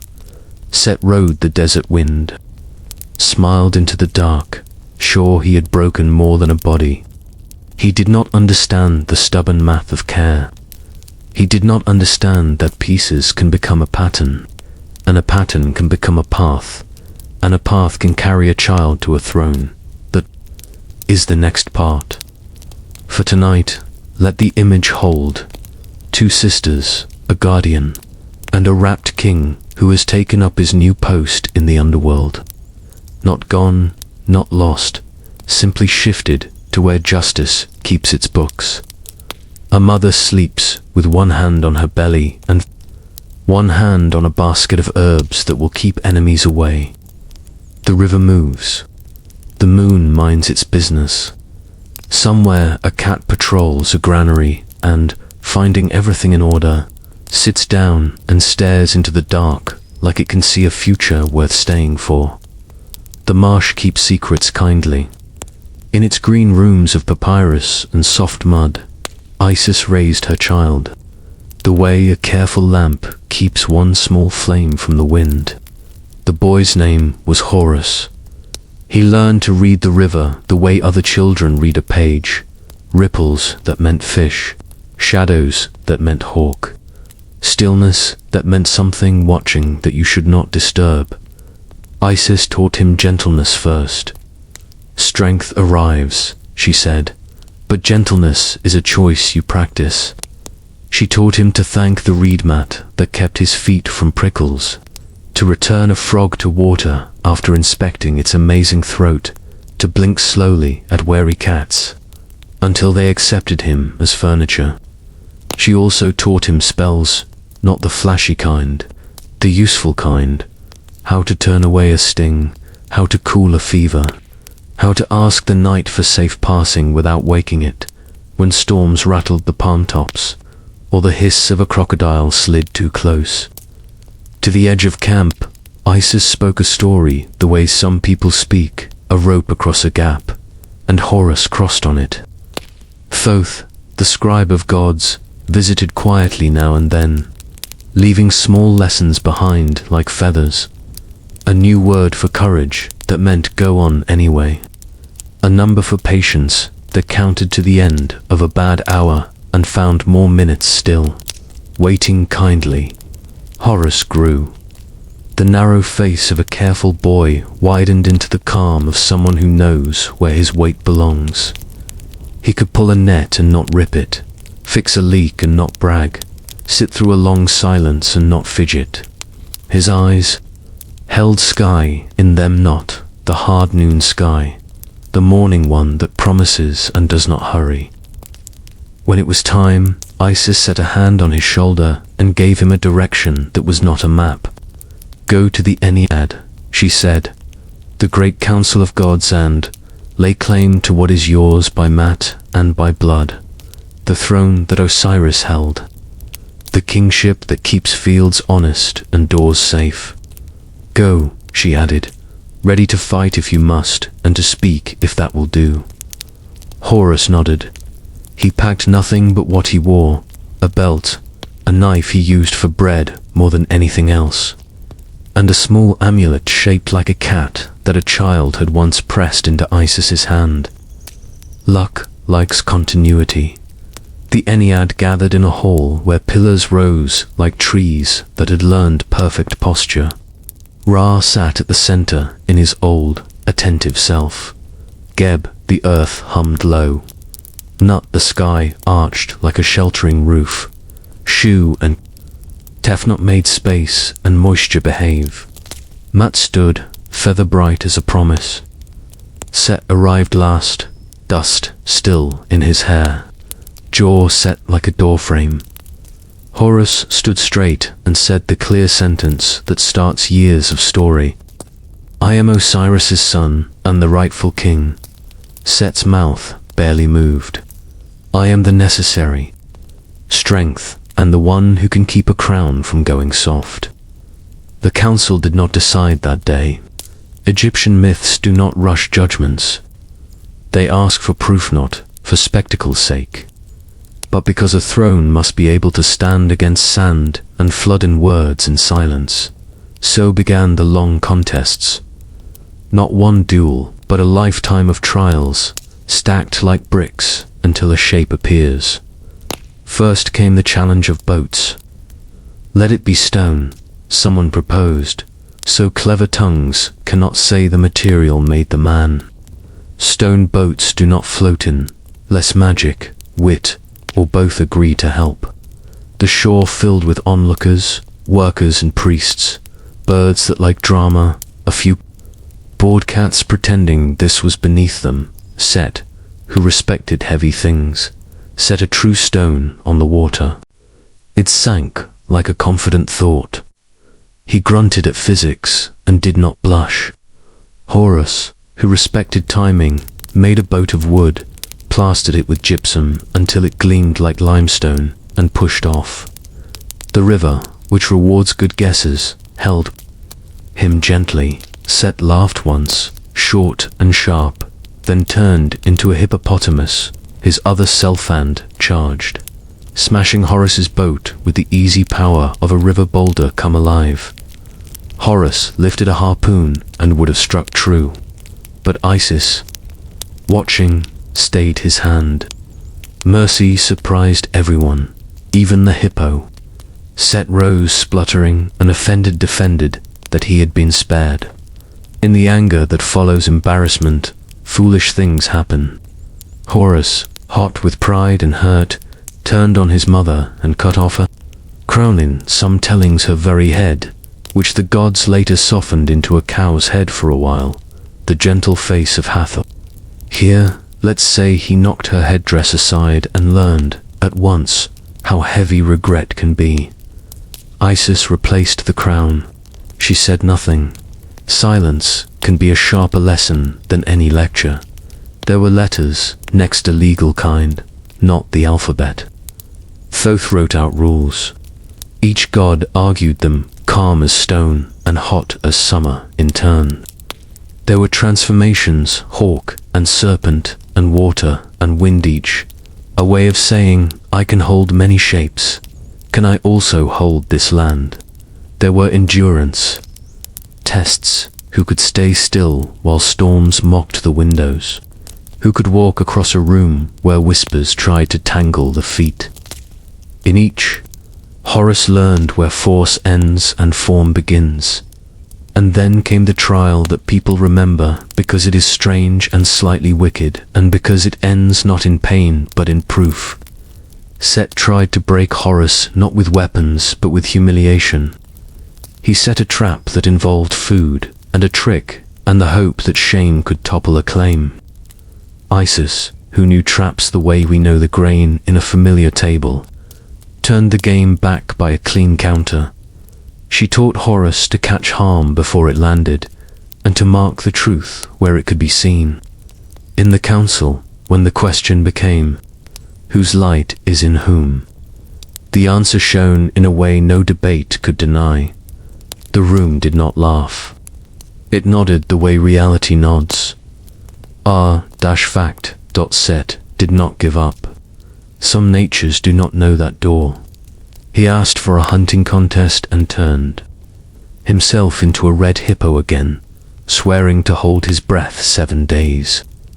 Horus speared him and would not loose the line. The gods wavered, tired of fight, wary of finality. The 80 years that famous number were not one long duel, but many days of heat and sand and argument, a nation held together by habit while its mythic court took the slow road to rightness. Through it all, Mat never sat. She stood, feather level, refusing to be dragged into anyone's story. Balance does not pick a favorite. It holds the rope steady and lets the contenders show themselves. One night, battle ran too close to bone. Set struck and tore Horus's eye, the bright wedget, the clear-seeing piece that makes a face itself. Pain flashed and went, leaving a quiet wrongness, like when a familiar word suddenly looks spelled incorrectly. Horus did not howl. He put a hand to where sight had been, and breathed like a boat crew count strokes. 1, 2, 3. Thoth crossed the room, his ibis profile lit like a scythe by quiet lamplight. He did not make a speech about loss. He gathered pieces like memory, kindness, the leftover shine from the morning star, reassembled the eye. Not a perfect copy, a healed thing which is different and better. The wedget returned, now, a sign of what it means to be broken and made whole and still be you. Horus did a beautiful and kingly thing next. He offered the restored Inort to himself in triumph to Osiris in the underworld.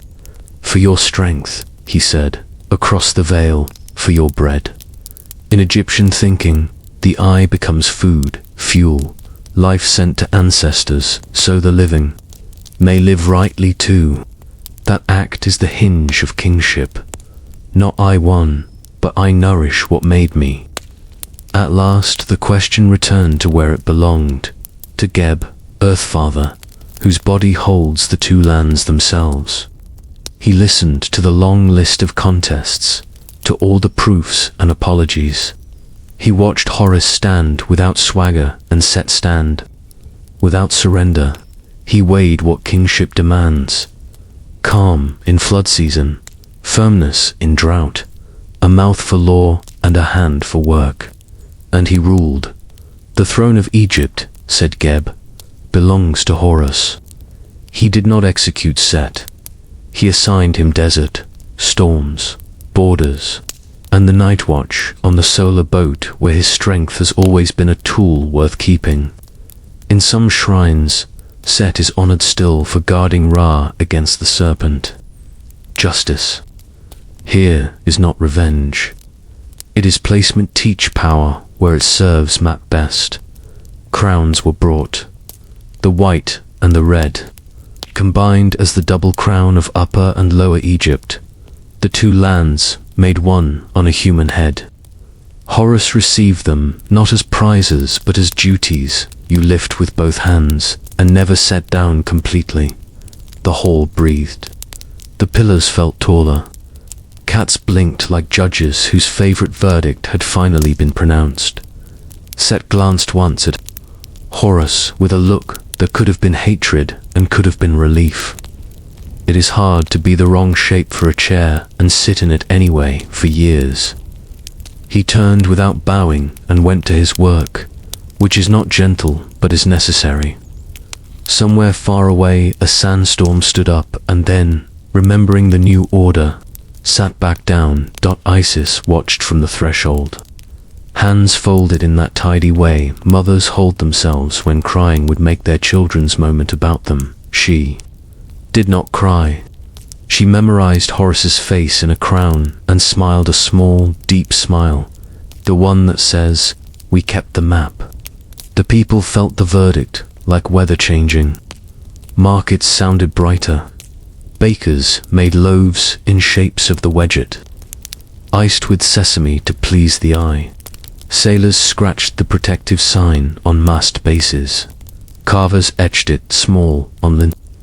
Children learned to draw it, and by drawing, learned the story. Sight hurt, sight restored.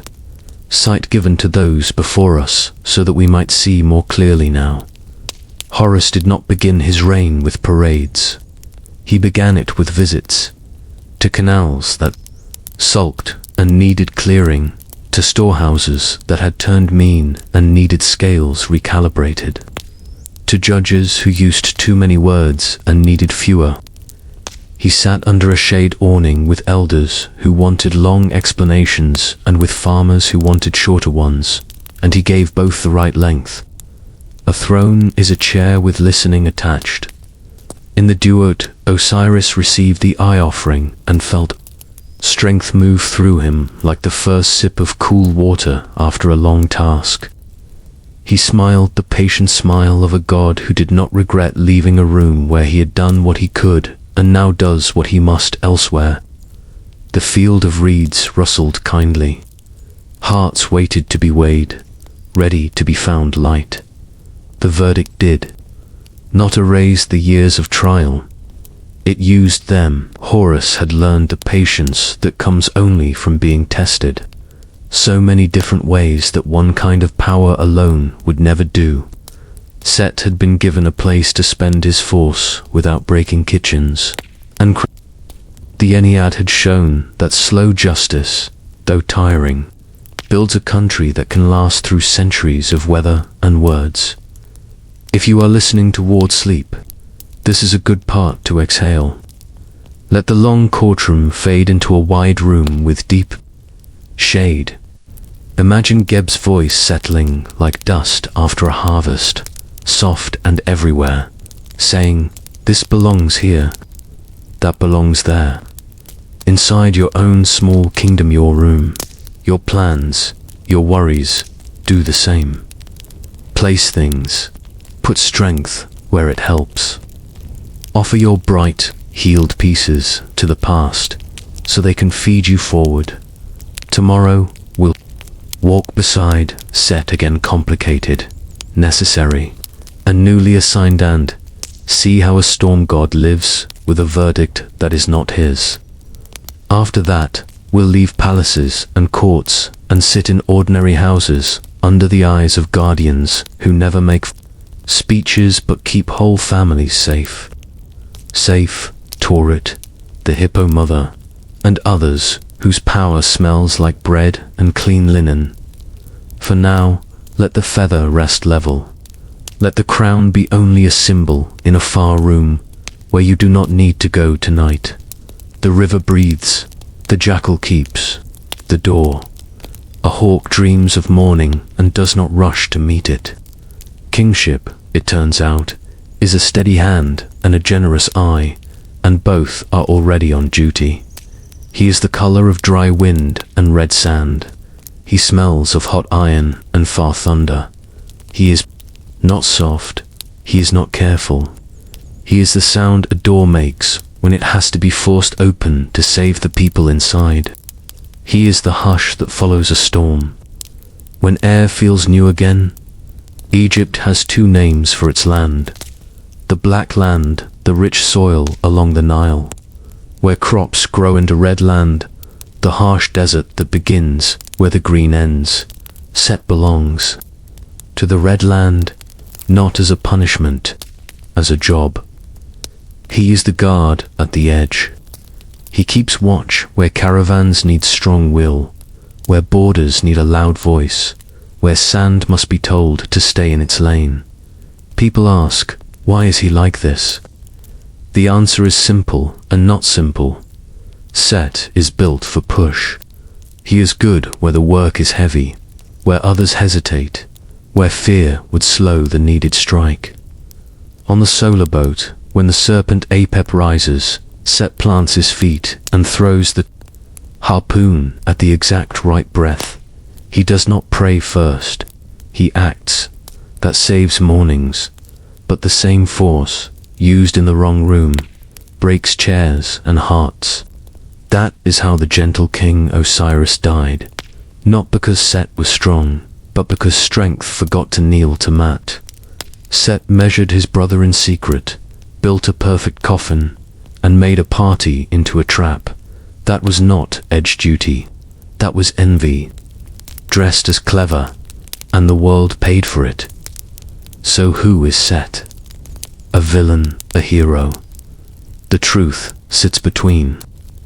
He is necessary and dangerous, at once like fire, like floodgates, like medicine that heals in the right dose and harms in the wrong one. He looks different in different years. Early stories remember him as a protector, the one who rides at Ra's side and stabs chaos in the dark. Later years, after trouble and foreign wars, some people painted him only as the enemy. Scribes scratched his name from stones. Statues lost noses. Priests closed doors. But even then, out in the desert, travelers still thanked the loud god who stands against emptiness and says, "Not here." Set's animal is a mystery with legs. Artists carved a long snout, square ears, a stiff tail. It is not a dog, not a jackal, not a donkey, not anything you can point to and say, there. Maybe the animal never lived on Earth. Maybe it belongs only to borders, where shapes are honest about being uncertain. That fits Set. He lives where things change. There is a quiet story about a small village far from the Nile. The wind kept burying the road. People were tired. They asked for help from gentle gods, first sweet prayers, soft songs. The sand kept moving. Then they lit a simple fire and said one short sentence, Set, keep the road. The next day they woke to a straight line cut through the dunes, a path hard as baked brick.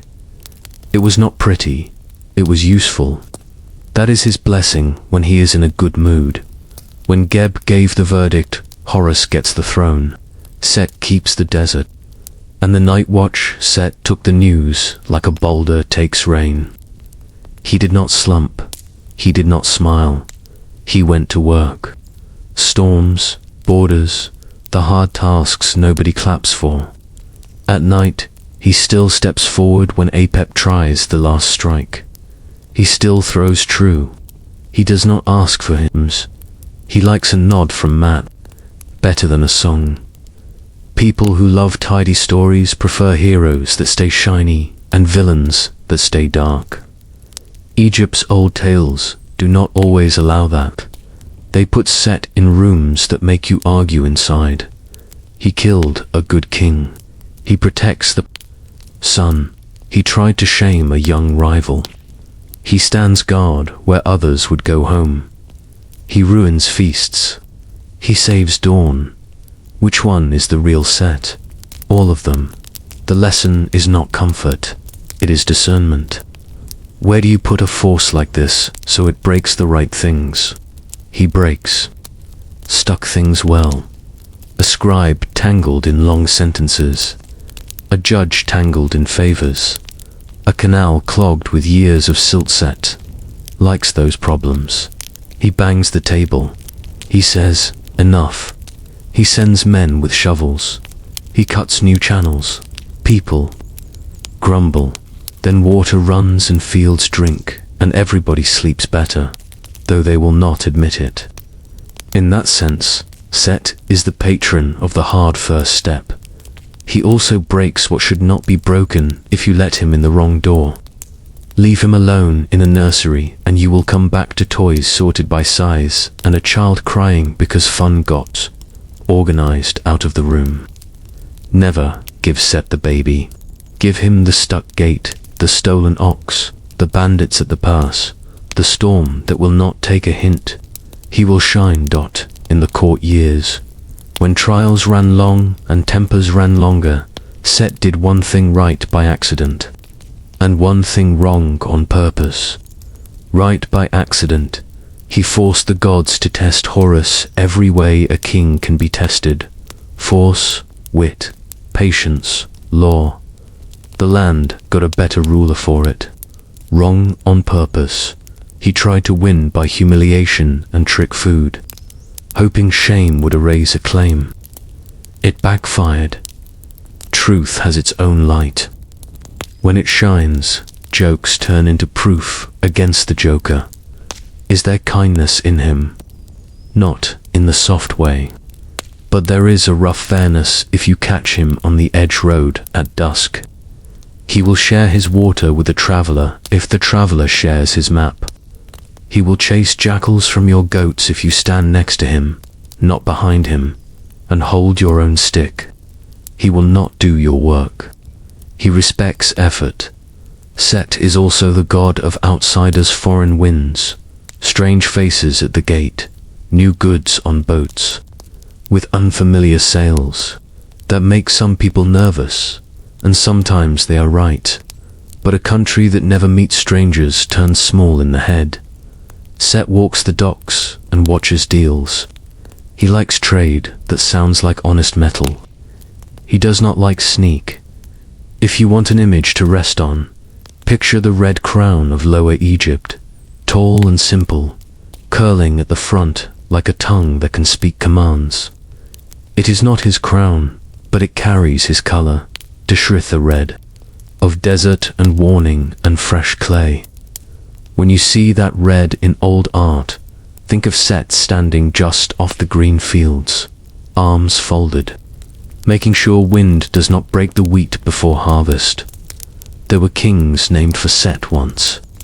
Fathers named son Seti, because they wanted boys who could fix problems that do not cry when you talk to them sweetly. There were also times when his name went silent. Both facts are true. People's love for storm gods rises and falls with weather. And politics, the desert does not care. It keeps asking for a guardian. So what do we do with him in our sleep story? We do not invite him into the bedroom. We invite him to the door. We say, keep watch. We say, if trouble comes without manners, meet it outside. We let him do his job where his job belongs. And inside, we let Hathor and Tauret and quiet Anubis keep the house easy. We let Khnum turn clay into good use. We let Khonsu set the night like a clock that heals. We let Thoth write the right words in the right order. We let Mat stand, always, in the middle of the room, feather level, reminding every god including Set that balance is not fear. It is place. Set does have a soft moment, rarely. On the deck of the solar boat, after the last gate opens, and light climbs like a good idea, Set looks east and allows himself one breath of relief. He does not smile with teeth. He loosens his grip on the harpoon, checks the line, coils it neat, and sets it down exactly where it should be. There is pride there, the clean kind that belongs to a tool put away, oiled and ready. You do not have. To love Set, you have to understand him. He is the part of the world that says no to the wrong yes, and sometimes says no too soon, too loud, too long. Egypt learned to give him tasks and boundaries. That is the wisdom, not banishment, placement. If you are listening in bed, and if your head is a little busy tonight, give your worries to Set for 1 minute only. Picture him standing outside your door in the red dust, arms folded, eyes on the dark, happy to argue with anything that tries to come in rude. Then picture Tauret inside, huge and kind, watching the crib of your thoughts, snorting softly at whatever dares to frighten you. The outside has its storm. The inside has its home. Next, we will step away from courts and deserts and sit in that home. We will meet the Hippo mother who guards births and rest, the potter at the river's curve who shapes bodies and fates, and the moon boy who heals by marking time. The world is not only trials and edges, it is kitchens and cradles and quiet, tables where bread cools under a clean cloth. Set will keep the door. We will go in. Not every miracle happens in a palace. Most of them happen in rooms that smell like warm bread and clean clay. Picture a narrow lane in an Egyptian town after sunset. Mud brick walls store the day's heat like kind hands. Donkeys mutter once, then decide the night is fine the way it is. A cat walks the low rooftop like a sheriff on patrol, tail up, unhurried. Inside one house, lamps are trimmed small. A basin sits ready. A pot of water murmurs at the edge of a coal fire. On the plastered wall, a blue-green faience charm glows faintly even when the flame dips. It is the figure of a goddess belly round, back straight, ears pricked, jaws that could crack riverbone. She is Tauret, the Great One, and tonight she is on duty. You've met gods who argue in councils and throw harpoons at night serpents. Tauret is different. She is a house god, which does not make her smaller, it makes her nearer. Where a king's crown ends, her authority begins. Kitchens, cradles, doorways, beds, the corner where the broom leans. Her job is simple to say and enormous to do. Keep the inside safe while the outside does whatever the outside will do. Artists give her a shape the world understands. The body of a pregnant hippo, the limbs of a lion, the back of a crocodile, and a woman's calm stance. Choose the fiercest mothers in nature. Combine them, then let them stand upright and hold a sign of protection, the salute or the ankh, life itself, and you have Tauret. She is not pretty to flatter. She is strong to promise. If you've never seen a hippo mother with a calf, you might think this looks strange. Ask a boatman on the Nile. Nobody doubted a hippo's love or teeth. Lions, they do not hold committee meetings when danger enters the den. Crocodiles, patient as stones until that patience flips into action. Tauret takes those instincts and lends them to humans at exactly the hour humans are most fragile. Birth, that hour begins in our house. A woman's labor starts with a look between midwife and mother. No trumpet, a hand on a shoulder, the other hand on the belly. The midwife murmurs to the fire as if it were a child that needs to mind its heat. She checks the basket. Oil, cloth, a reed knife with a clean new edge, a length of linen for swaddling, an ivory wand carved with tiny guardian's bess, with his bristled hair and comic scowl, little serpents tied in knots, and Tauret herself, engraved a dozen times so no shadow forgets which name owns the room. Those wands are real things in the old world. Birth tusks, carved from hippo ivory, the kind of practical magic that survives because it works.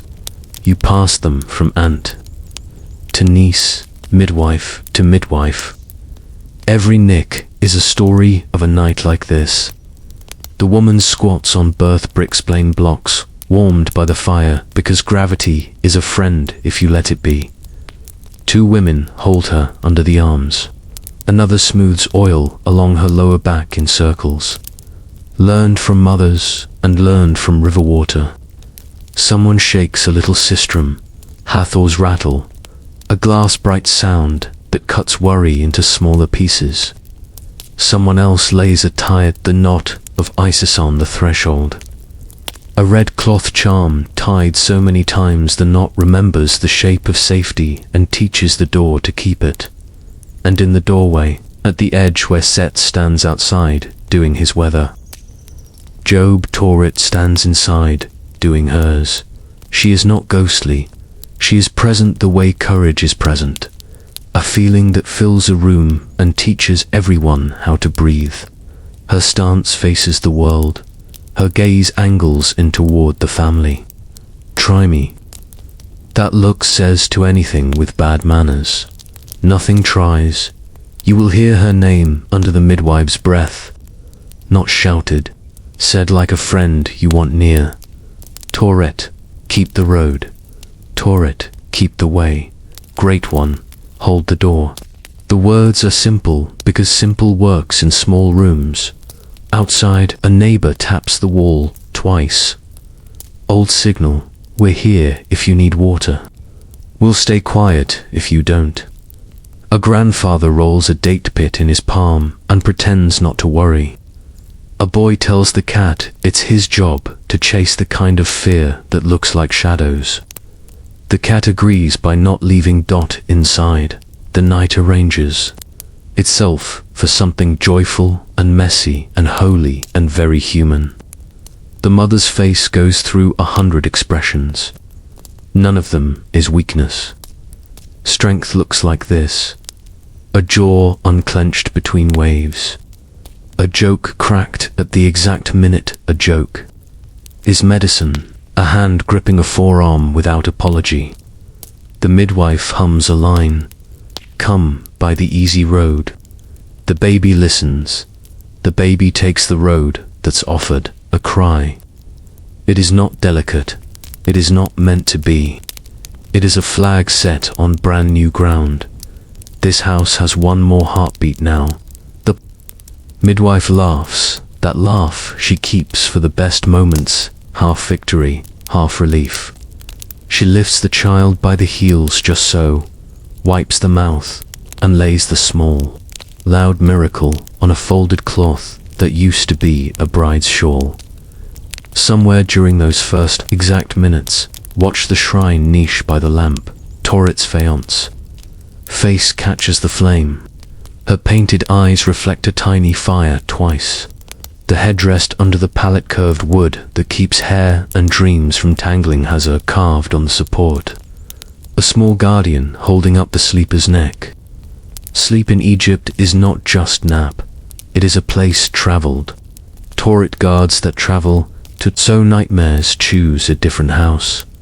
If you toured 10,000 homes from village to city, you'd find her everywhere, on amulets worn at the throat, in the turquoise color of new water, on cosmetic spoons carved into playful shapes, hippos that hold coal for eyes that want to be beautiful and safe, on jars for beer or milk, because nourishment should arrive under a watchful gaze. In late temples, you'd find entire birthhouses, Mammy see, where walls tell the story of divine babies arriving with as much ceremony as human ones. The message is domestic and huge.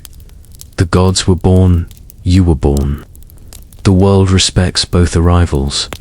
Do demons and bad airs and mean luck exist in these stories? Yes, but Torret's method for them is practical, not theatrical. Watch what she does. She stands. She fills the doorway with no. She lets Bess, her companion, in 1,000 carvings do the faces and the drum beats that scare petty uglies back into the gutter. Bess is the uncle who looks ridiculous to make children laugh and shouts at anything that tries to turn laughter off. He and Torret are a team.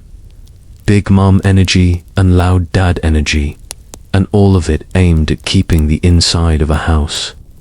Human-sized dot, closing parenthesis, after the birth, the room changes temperature. Someone feeds the fire. Someone else brings a small tray, bread. Still singing from the oven, a bowl of dates. A little beer, because Egypt knows that celebration and recovery use the same pantry. The baby roots and latches. The mother rests heavy and perfect on the pallet. The midwife ties a blue thread around the child's wrist and says something that is not a spell exactly, more a blessing that reminds the baby which way is forward. The 7 Hathors, those fate-speaking ladies, who show up at cradles with opinions, might visit in stories and announce futures in riddles. Torret is quieter. She is less interested in prophecy than in practice. She wants the next hour to be safe, and the one after that, and all the small ones until the big ones take care of themselves. She teaches by objects. A charm in a lintel means someone thought ahead. A broom in the corner means someone keeps dust from pretending to be destiny. A well-placed headdress means tomorrow's neck won't ache. Egyptian sleep is full of these low technologies of care. A chalk line at the threshold to tell scorpions not invited. A water jar by the bed because thirst happens at silly hours. A lullaby you didn't think you remembered and suddenly you do. Torret owns all of that. She delegates to mothers and aunties and good-hearted neighbors and yes, 2 fathers who learn fast because they had to. Gods do not mind help. They like it. Is she only for birth? No. Once a child lives in the house, Torret keeps her post. Teething, she is there. Fevers, there. First steps toward the open door.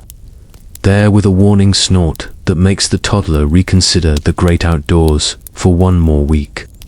She is the reason toy hippos exist, a way to put courage in small hands, without teaching them teeth too soon, because she is household famous.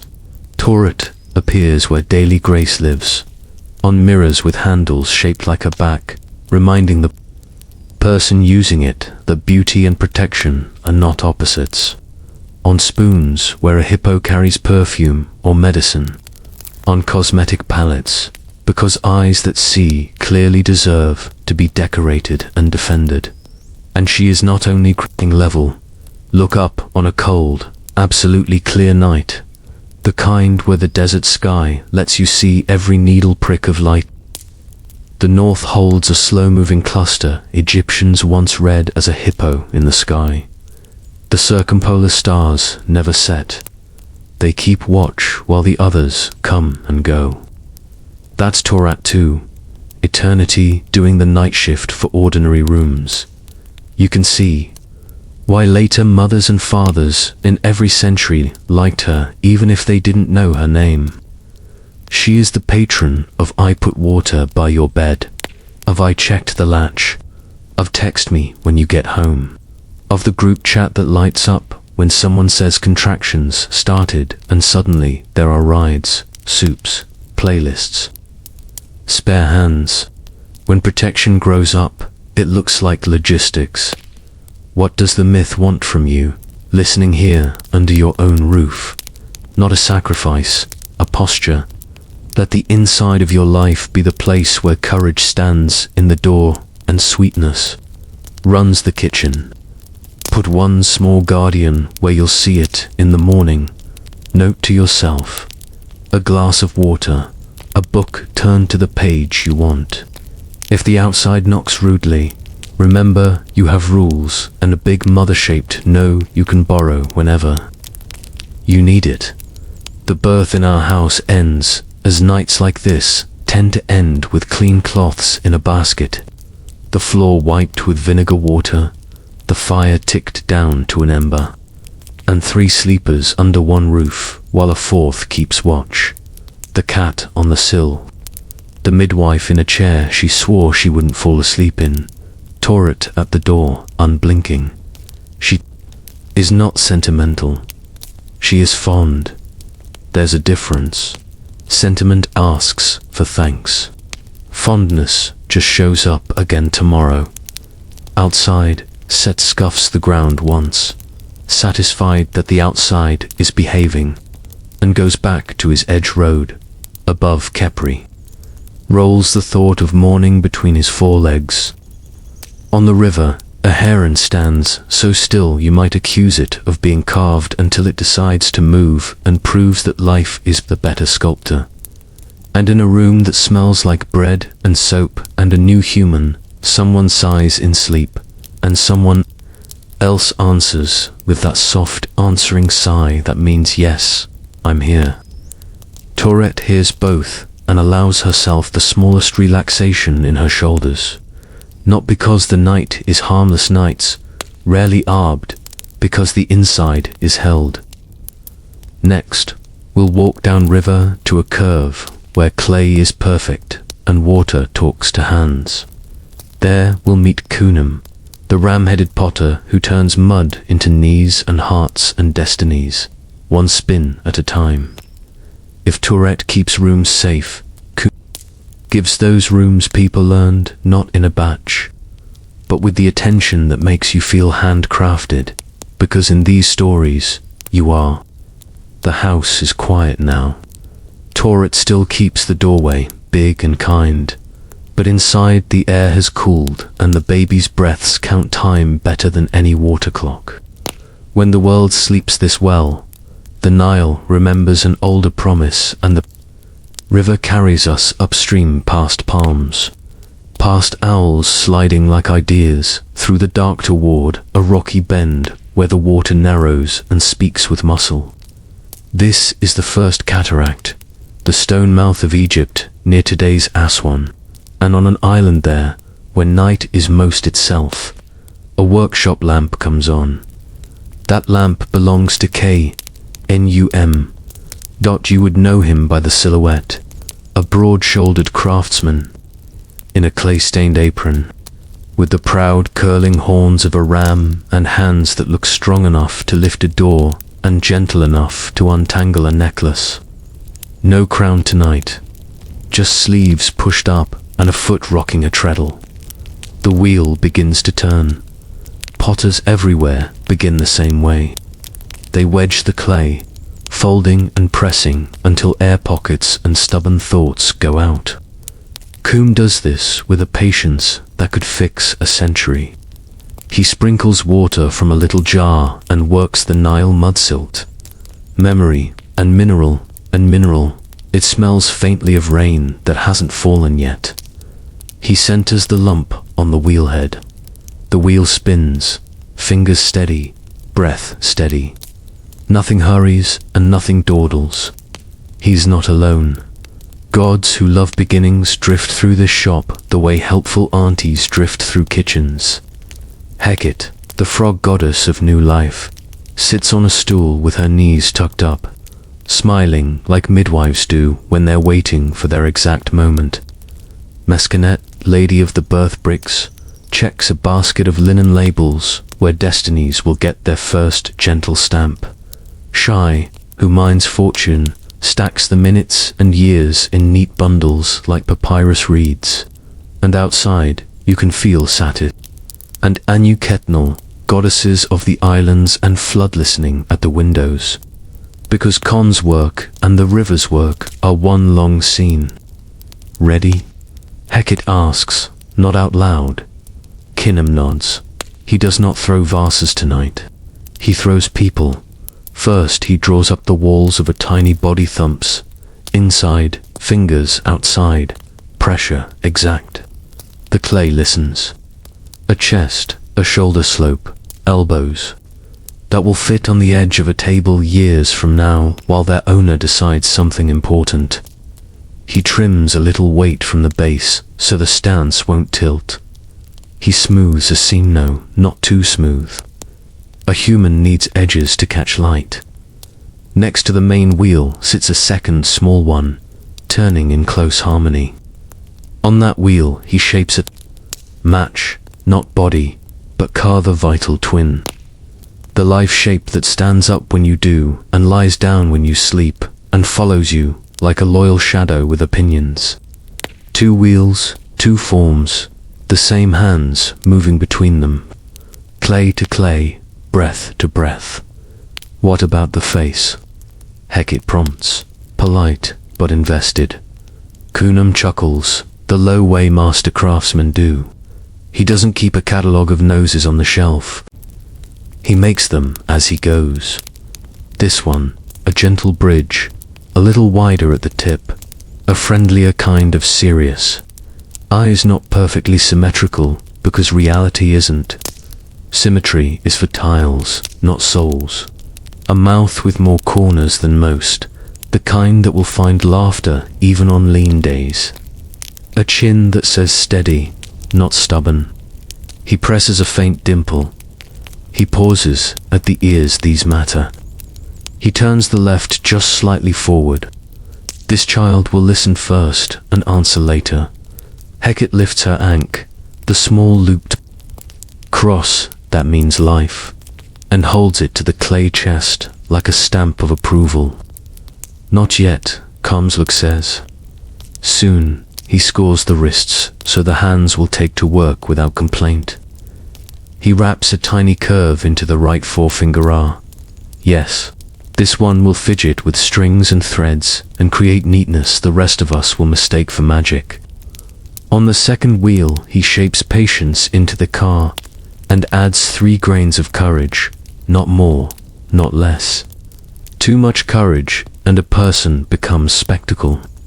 Enough courage and a person becomes useful. Because he is a potter, Khinum thinks in weights. Balance between strength and softness, between I insist and I hear you. He pulls a little more clay into the shoulders there. They'll carry a sleeping child easily. He thins the ankle a touch just enough for speed if a friend shouts, come quickly. He sets a line on the brow that will not show for years, It is the place where hard choices can rest without breaking the face that makes them. He is not mass-producing. You can tell by the way he stops the wheel, leans back, and smiles, not with pride, exactly, but with recognition. There is a rumor that Khunnum keeps a wall of little tryouts, the beginnings that didn't feel right at the last second. If so, the rumor also says he never throws them away. He wedges them, again because the only unforgivable shape in this shop is the one that refuses to learn. He or she, Hecate asks. Same quiet tone, because bodies come in many contracts and futures aren't all bargains struck on day one.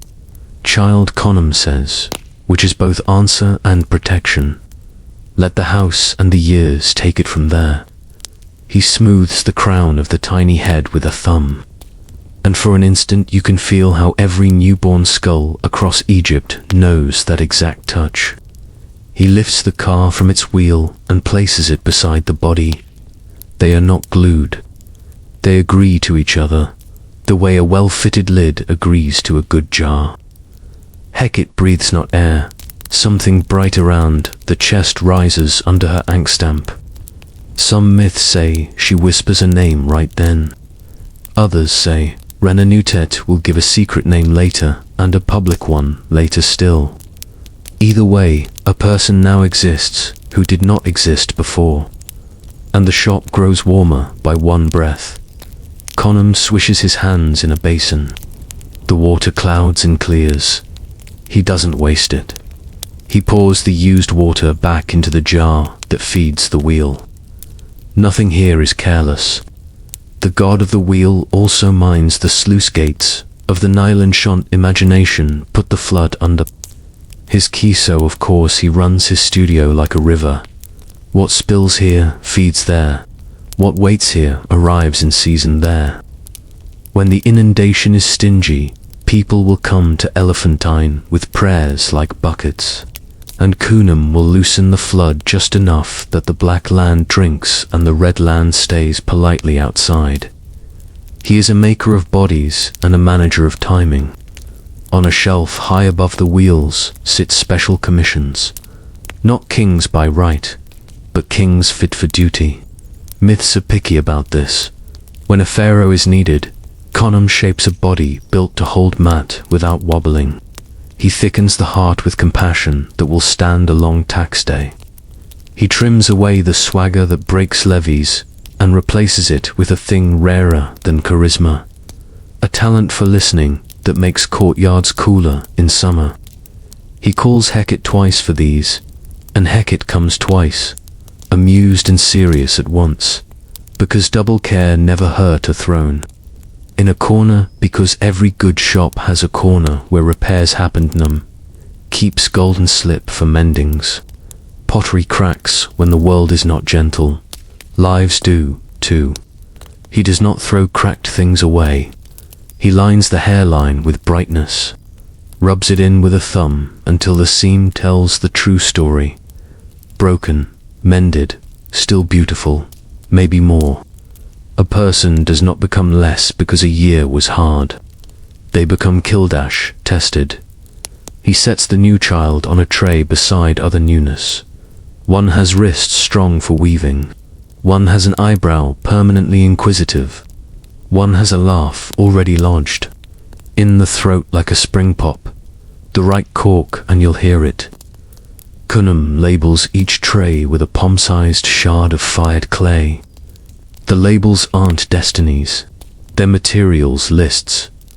Good with knots, remembers songs, patient with stubborn animals. Mesquinet adds a small ribbon with a simple sentence. May doors open that should open, and may closed doors teach in gentle tones. A wind from the river comes in and lifts the lamp flame.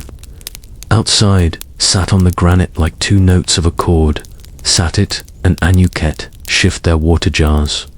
They are flood and swift current. Kumim is the hand that says now. Together they decide whether the Nile will lick the fields exactly to the 12th cubit mark this year. or ask for a bit more terrace work from sleepy, good-natured farmers. Either way, the workshop's tub will always be full. Clay without water is stubborn. People without kindness are the same dot. KHNUM takes a break, even gods break for tea. He leans on the bench and watches the wheels spin down, breathing with them. Potters teach that to new students. Breathe like the wheel in on the rise. Out on the fallen till your hands stop bossing and start listening. If you're awake in bed right now, you can try it. Count the circle. Let your ribs widen the way clay does under steady fingers. The body loves a cadence. A knock on the doorframe, soft, respectful. A pale traveler steps in, carrying silver on his brow. Conceal the moon, the doctor of night. He keeps time in a pouch and healing in his coat's deep pocket. Just checking the schedule, he smiles. Any arrivals I should note for the 3rd month? Any little ones who need a gentle night for teeth? Kumium gestures with his chin toward the trays. Konsu wraps the wooden frame lightly. Somewhere far away, a newborn decides to wait for moonrise. Instead of noon, and some midwife will get a cooler, kinder hour to work. Your flood's been good, Konsu says, peering at the jar of wheel water like it holds a lake. Your light's been generous, Konam answers, nodding at the window where the workshop shadows are exact, but not frightening. They both glance toward the door, where Torit's silhouette would be if this were a house and not a shop. Everyone knows everyone's roots. That's how the country stays one piece. Back at the wheel, Konam centers another lump. This one comes. Eager. Half the job is guiding eager so it doesn't turn into fragile. He presses down, draws up, collars in, opens out. The moves are old as tools. They work, heck it hums. Shy leafs through a bundle of minutes and tucks a few extra into this child's 2nd year. There will be a fever then, not dangerous, but worrying. And the extra minutes will mean the child's mother gets the right amount of sleep the night before. Do people pray here? Of course, a boy with sore hands from hauling baskets can picture this room and say, Kunam, smooth me. A woman who thinks she's not good at anything can mutter, if I'm clay, please show me what shape I take best. A tired scribe can ask for trimming, take the extra, keep the line. The answers do not arrive with trumpets. They arrive as adjustments. A softened meeting, a tool found when needed, a thought that stops gnawing and starts helping. Creation isn't only the first day. It is maintenance. There is a shelf for names. Not the loud ones. History writes on stone. The small ones' homes write on walls and pottery bases. Bekenra stacked this. Hori sang here, merit made. This bread, Kunam, loves those. He scratches them on the underside of destinies, like a potter signs, the base made by and steers the wheel, so life has places to set itself down. Every so often, a piece slumps. That is not tragedy. He collars the wall inward, recenters, and tries again. He shows his apprentice eyes, young gods, old spirits, a passing swallow with strong opinions, how to recover without scolding. Center is always there, he says. Tapping the disc, find it, press toward it. Everything else follows. In some temples, walls show him giving shape to a ruler right beside the ruler's mother, as if to say, kings are thrown, too, not just born. In others, he's there with blue water curling from his jar, proving that flood and flesh are cousins. In every carving, his hands look the same, confident, calm, ready to begin again. Tonight, he has made 5 children and a judge with a soft voice. 2 sisters who will run a bakery with perfect crusts, and 1 old man who isn't old yet but will. be and will learn to teach with stories about fishing badly and loving well. He sets them all on their trays. Hecate seals each with a breath. Mescanet ties the linen tags. Shai places a pebble on each trayer, weight to remind fate to be fair. Kum washes his hands again, and the water, used twice, looks clearer than when it came from the jar. Patience does that to water. The lamp gutters and lifts. The river says something approving to the rocks. The moon takes one last measure of the night and pockets his ruler. Outside, fields wait under sleep like bowls waiting for water. Inside the workshop, the wheels stop with a friendly sigh. If you are lying there listening, here is the lesson. The wheel whispers, you are not mass-produced. Someone centered you. Someone felt where you wobbled and pressed just enough. Someone left a useful imperfection so sunlight would have a place to catch. And if the year put a crack across your glaze, the shop keeps mending slip by the door. You are allowed to be remade. You are allowed to be useful. We'll follow Khonsu out into the cool night next moonlight on mud brick. Healing that arrives by appointment, and time itself as a kind of medicine. For now, let the treadle in your chest slow. Let your breath match the last turn of the wheel, round and round, and rest. The potter has washed his hands. The trays are labeled. The flood will come in its season. And in the big, tender ledger of Egypt, a new human has been added in neat script. Present, when the potter's lamp goes dark and the wheel's last breath becomes quiet floor, the night takes up its other work. You can feel it in the angle of shadows on mud brick, in the way palm fronds stop gossiping and start listening. A soft step crosses the threshold between workshop and world. Khonsu the moon walks. He is a youth with a side lock of hair like any beloved son of the house of life, wrapped close as a mummy so nothing snags in the dark. A small crescent and disc ride his brow, not heavy, more like a cool coin set there by a careful hand.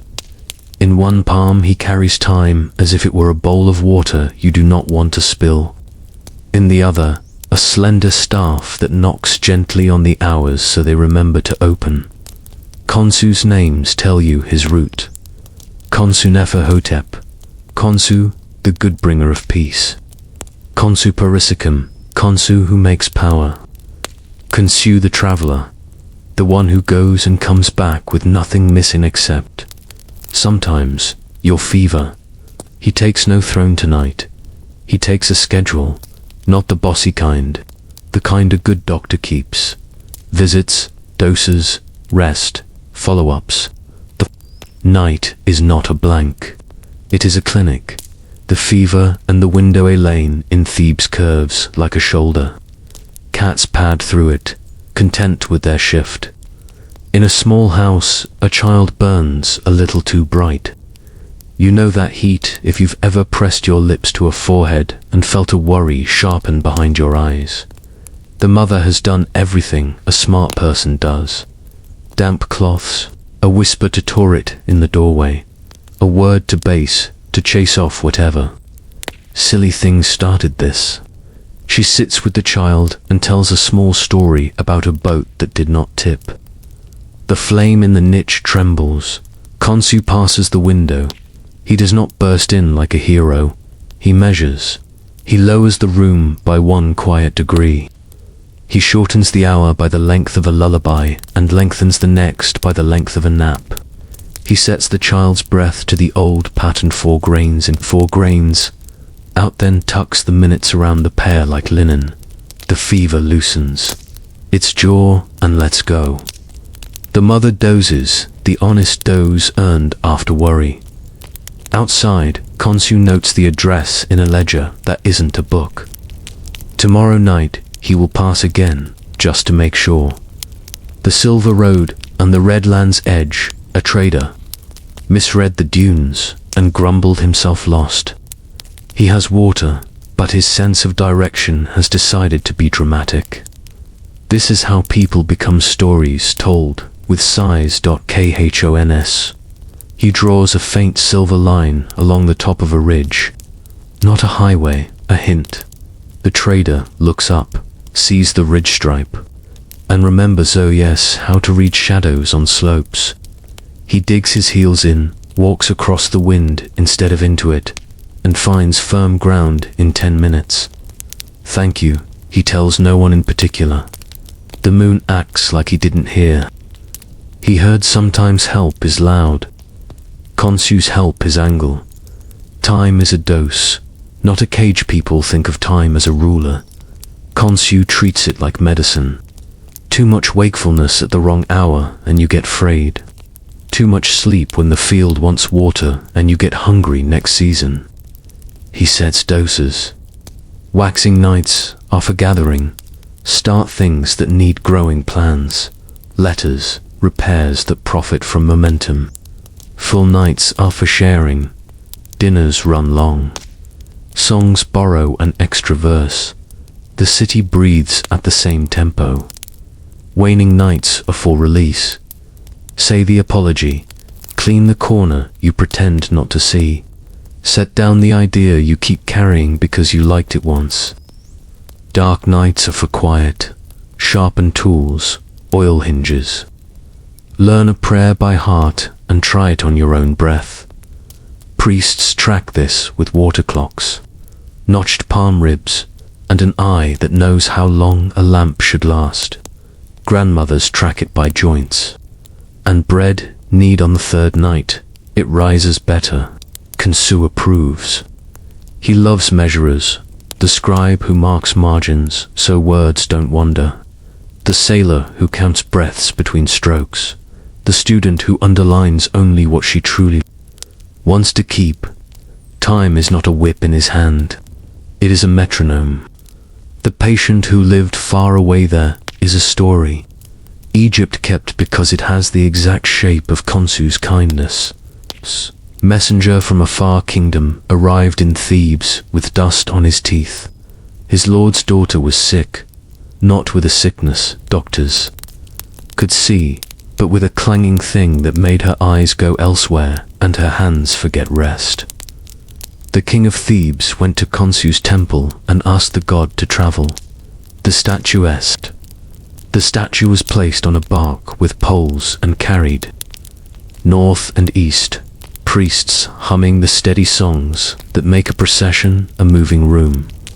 Wherever they camped, the night cooled correctly, food tasted like it had been earned, and people slept without bad dreams because the doctor was on call. In the foreign palace, they set Khonsu in a room with the girl. Whatever clung to her tried bravado and then negotiation and then, as all pests must, departure. The princess blinked like someone stepping out of a shadow and asked for bread. Khonsu stayed a few nights follow-up visits. No rush, then announced he would be returning to his own couch at Thebes. He is a traveler, not a conqueror. He goes, he cures, he comes home. Every good healer has this boundary. Khonsu keeps his. The story ends with grateful gifts and a long road lit gently, not with trumpets, but with appointments kept all the way home. Teeth, nightmares, and other small monsters, he does big cures. He also minds the petty midnight uglies. A child sweats through new teeth. Khonsu shortens the worst hour and lengthens the nap after. A mason wakes from a heavy dream with his heart racing. Khonsu sands the edge off that memory so the man can pick up his trowel without dropping it on his foot. Lovers quarrel too late. Khonsu slips them in earlier. Bedtime tomorrow, so words pick better clothes. Ancient walls say he once had a severe aspect of aura of hearts. Some old hymns mutter. A hunter of the unclean. Maybe reputation, maybe error. Gods grow as people tell them, and Egypt told Khonsu into a physician because that is the part the country needed most. The moon does not glare here. He examines. He prescribes cool and patience tools. Of the trade in Khonsu's rooms at Karnak, water clocks count drops into bowls engraved with hours. At gatehouses, guards notch the length of each watch on palm ribs. At home, a woman trims a wick to exactly the height of her thumb knuckle and knows the lamp will last until the story ends. These are all Khonsu tricks. Make time visible. Handle it with your hands. Don't pretend it isn't real. He works well with Thoth. If Thoth is the ledger days in columns, laws in lines, Khonsu is the pulse. 28 counts to the cycle. A little irregularity allowed because bodies are not clocks, and clocks are not gods. Together they keep calendars honest and hearts on time. Nights on the river, farmers read the moon on black water. A thin crescent teaches humility. A fat roundness teaches plenty with a caution label. Full moon nights lighten the canals enough that men with nets can see what they're doing and what they shouldn't. Khonsu watches so the fisherman, who thinks himself clever, remembers to go home before pride turns to cold. In flood season, he walks the embankments like a patient inspector. Cool palm on warm stone. Hold, he tells a place that wants to crumble. Let, he tells a place that wants to hoard. Floods are a language.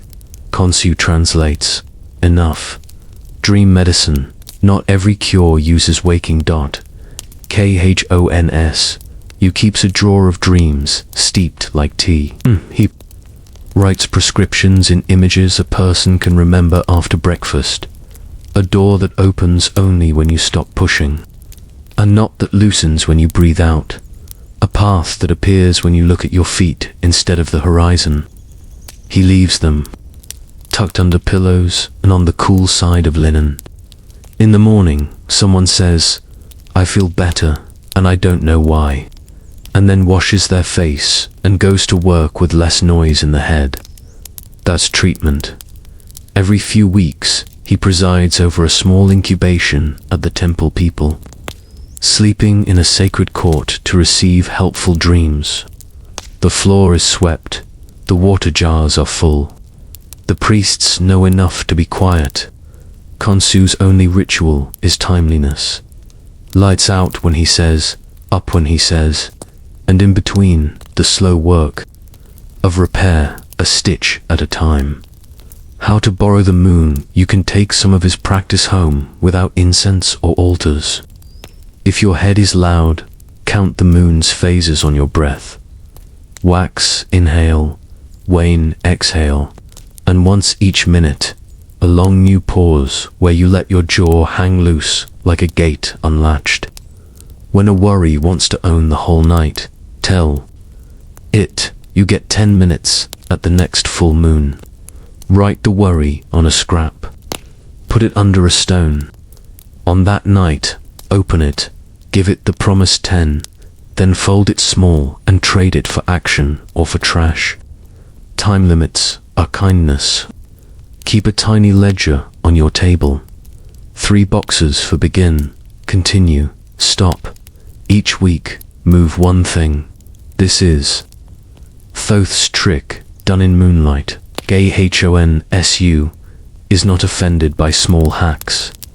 He likes it when human beings use his medicine without drama.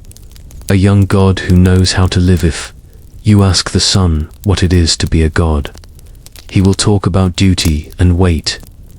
Ask Khonsu and he will talk about leaving on time. He goes when he is called. He returns when the work is finished. Even his phases are polite. He never quits all at once. He reduces himself so your eyes can adjust. This is the discipline of healers and good guests. Egypt learned it, too, in its better hours. Arrive when needed. Don't overstay. Let the room remember its own strength. Tonight his circuit passes the house we watched earlier. The child sleeps with a foot kicked free of the blanket, proof of health. The mother's mouth hangs open in absolutely unromantic rest. The cat's ear twitches in a dream where mice file polite petitions. Khonsu writes okay on the dark with a finger only gods can see and walks on. He turns through courts where men with sore backs sigh into cooler air and feel.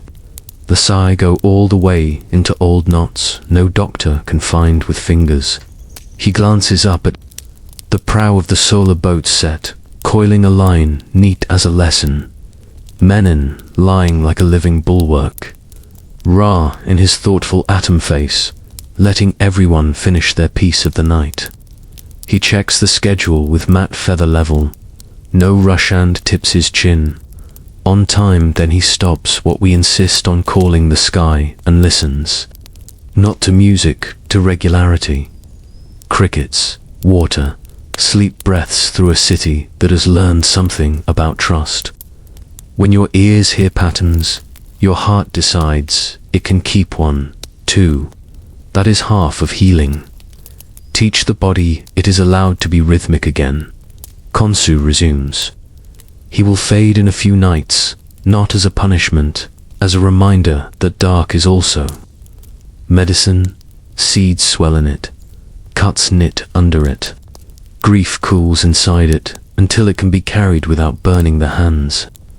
Appointment kept before dawn, he makes one last visit. A scribe sits by a lamp, copying a text slowly, so that no mistake is made in the part where the names of protective gods are written in a row. The scribe promised his wife he would sleep by moonset. Khonsu stands behind him and, at the correct word, blows the lamp out. The scribe blinks, sees his promise in the dark, and smiles. Tomorrow, he says to the papyrus, which has nowhere to be but here. He goes home and makes his bed beside someone who turns toward him in her sleep without waking. That, too, is a cure. The moon lowers. The clinic closes. Khonsu steps off the roof into the last pocket of cool and hands the morning to Khepri, who already has his shoulders under the day.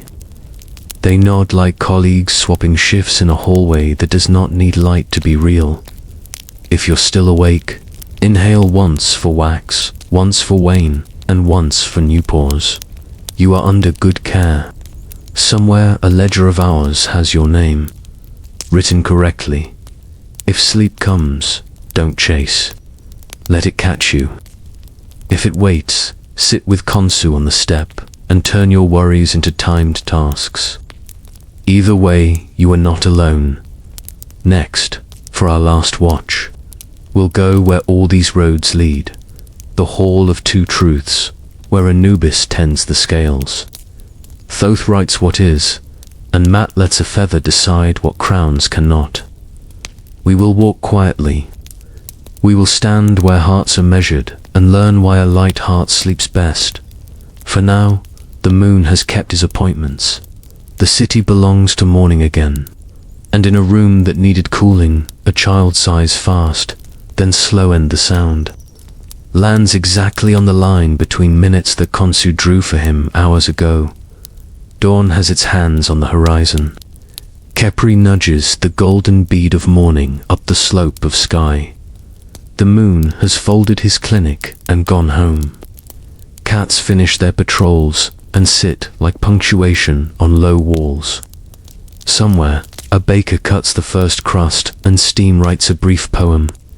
In the cool air, down a road no sandals travel. A different procession begins. You have left the room where your name was said softly one last time. Your Bovat bright, inquisitive part of you, with a human face and bird wings, fluttered once in surprise, and then settled on your shoulder as if to say, I'll walk with you. Your car, the life shape that ate with you and stood when you stood, keeps the old posture, useful, alert, not afraid. Before you, a jackal waits in the shade, tail like a question mark, eyes the exact color of patience. Anubis lifts a hand. come, he does not rush.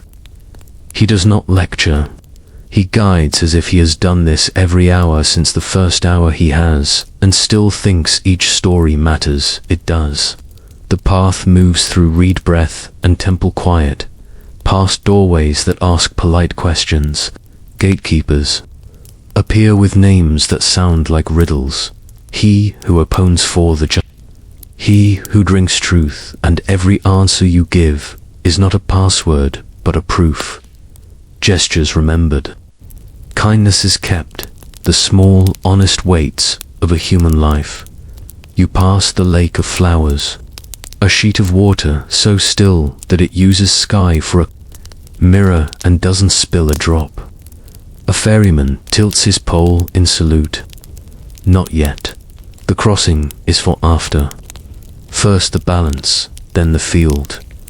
Anubis leads you into a hall that feels like a deep breath.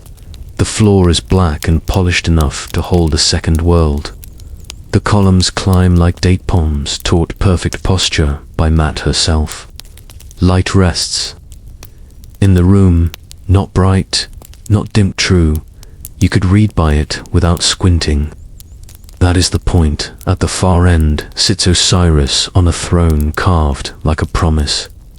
He is wrapped the way kings are wrapped when their job changes from daylight to duty. In shade.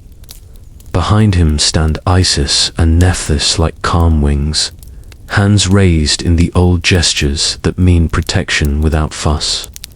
They do not look sad. They look like people in the right room.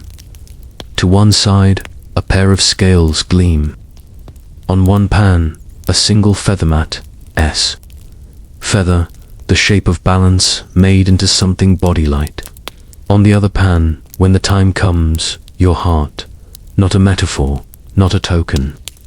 The I be the heart that learned your first song, took every fright, warmed at every kindness lies on. That brass, people brought amulets for this, a scarab carved with words from spell 30b. O my heart, do not stand as witness against me. Not because truth should be hidden, but because panic can make even a good heart stutter. The scarab is not a cheat. It is a friend who says, tell what matters, don't blurt what doesn't. Around the whole sit the 42 assessors, each with a name like an instruction manual. He who comes from the place of silence, she who roasteth the wicked, he whose face is backward. Egypt loves a memorable title. They do not scowl. They wait to hear your declarations of innocence. The I have not. Sentences. Not all 42 tonight. That list would take us past morning. A few will do, because their spirit is plain. I have not made a weight heavy when I sold grain. I have not taken a fish from a neighbor's net. I have not told a lie when a truth would do. I have not closed my door to someone thirsty. I have not made a child cry on purpose. I have not said the gods' names cheaply. I have not forgotten to be grateful when the river came on time. Notice what is missing. There is no demand for perfection. Egypt, which knows flood and drought and human tempers, asks for fairness, practiced often. Your life was a barge with cargo. Did you trim it honest? Did you row when it was your turn? Did your laughter cut or carry? Thoth stands ready nearby, ibis-faced and brilliant, a pen in his long fingers that has never once misspelled truth. When he writes, papyrus does not feel scratched. It feels understood. He will note the verdict as a scribe notes measurements, exact or not. There is no hand-wringing in him. Accuracy is a comfort. On a low stone near the scales, a creature waits. With professional interest, Amit, the devourer front of a lion, hind of a hippopotamus, snout of a crocodile, a resume that says, I eat what endangers fields. She is not the villain of the piece. She is accounting for wasted chances. if a heart proves heavier than the feather, if it sinks with lies and tightness, and the kind of greed that forgets other faces, eats it in one clean gulp. No torture, no speeches, just ending. To Egyptians, the worst fate is not fire. It is unbeing, a story that did not learn to be a story, and therefore cannot be remembered. Anubis gestures. The weighing begins. He lifts your heart with both hands. The way a careful worker lifts a jar he did not throw, but must carry perfectly. He sets it on the pan. It does not shiver. The feather does what feathers do. It is itself. This is the part where the room feels like a held breath. The silence is not scary. It is serious. All the hours in fields and kitchens and ferries and doorways gather in a single posture and stand straight. What made your heart light? Not trophies. Not the time you impressed someone loudly. The lightness comes from returning a measure to truth of barley you leveled off the top before you sold. The unkind story you chose not to repeat. The fear you made smaller by facing it. The apology you framed with the exact right words. The laughter you kept harmless. The coin you slipped into a palm without your name attached. Matt lives in those. The scale tips, then settles, then holds. Thoth's pen touches down. The stroke it makes is not dramatic. It is final. Justified, he writes. True of voice, your name gains that surname. It belongs to you forever now. Anubis's ears relax a millimeter. Even in the hall, he likes a good result. Amit lowers her head, not sulking professional. Matt does not smile. She is the smile everywhere. If it had gone the other way, if your heart were heavy, Thoth's pen would still be calm. Osiris would still sit. No one would shout. Amit would do her job. Egypt did not nurse a taste for punishment. It cultivated a hunger for right placement. A heavy heart has no place in fields where every planting row is a promise. Better to end a danger than to let it walk into a harvest. But you are true of voice. Osiris lifts a hand. A door in the back of the hall remembers that it is also a horizon and opens. The air smells like wet barley, like the first day after flood when boys run ankle deep and pretend they're boats.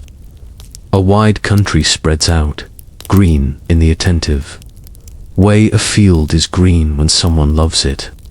This is the field of reeds Arunut, a kingdom of clouds, not a museum of gold. A familiar place made just. The good version of the life you made, without the meanness, with the work you liked made. Easy by joy, boats move along canals that have never silted once. You step aboard one, and it is the right boat rope, coiled where you expect. Tiller stubborn in the way that means it will never fail you. The oars find your hands like old friends. Across the bank, someone you lost 3 floods ago turns, and their face does that face you had been keeping in memory only. Here they are, not young, not old right. You pass groves where date clusters hang like polite lanterns. A woman waves you in. She has baked something that tastes like time, well used. Children run, but their running does not scuff irritation into the ground. It scuffs gold dust of gladness. A dog lifts his head from a nap and recognizes you across 2 lifetimes. You scratch the spot. Of course you do. There is work here, because happiness without tasks grows thin. You cut grain with a sickle that fits your hand. Each stroke sings. You set up a table and it doesn't wobble. You carry water that never sloshes, but always just glints. No blisters, no backache. Satisfaction is the word of this field. In the distance, the palace of Osiris stands not imposing but inviting, and in its courts the justified gather for feasts, where music knows when to be quiet and conversation knows when to stop exactly when you are perfectly done. The wedge at the eye of Osiris on vessels and lintels, not like a brand, like a blessing, the eye that was hurt and healed and given away that others might be fed. Bread tastes better under that sign. Beer froths just enough. No one overpours. You can still do favors for the living. When someone speaks your name over a cup of water, you feel it like a tug on a sleeve, and you tilt a little of your luck their way. The more good you made while you walked in sandals, the more icily your name travels on air now. Memory is Egypt's real divinity. It makes bridges between rooms, and if you had missteps and who didn't, there is a place for mending, even here. Coming keeps a bench in the field of reeds too. He will sit with you and run a gold line along whatever cracked in your telling. There, he says, the way good craftsmen do, as if the repair had always been part of the plan. You will find yourself grateful for flaws that made room for light. Sometimes you will walk to the riverbank and watch the solar bark glide beneath the skin of the world. Set at the prow, harpoon easy in hand, menon coiled, sire watching for edges, Heka quietly spelling the shape of morning, Mat standing inside everyone like spine. You will raise a hand. They cannot wave back, they are busy, but the oars find a new strength anyway. Work recognizes work. And in houses still made of mud brick, under roofs still lined with palm, Toric keeps doorways. Base makes faces at shadows until they leave. Khonsu regulates fever and forgiveness in the small hours. Hathor rattles a sistrum at the exact minute. Laughter is medicine. Thoth writes down a truth in a place someone will find it tomorrow.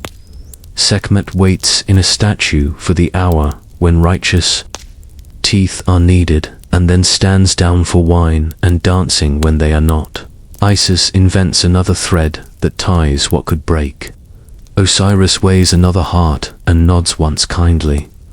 The story loops, not as a trap, as a practice. How do you keep your heart light while you still walk in daylight?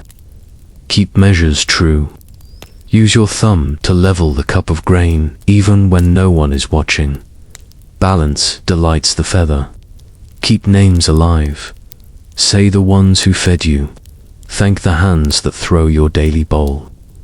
Memory oils the hinges of both worlds. Keep doors. Be like Torit. Big in the doorway when fear comes. Soft in the kitchen when small hands need bread. Keep time. Borrow from Khonsu. Dose your efforts. Set a bedtime. Give worries appointments instead of the whole night. Keep making.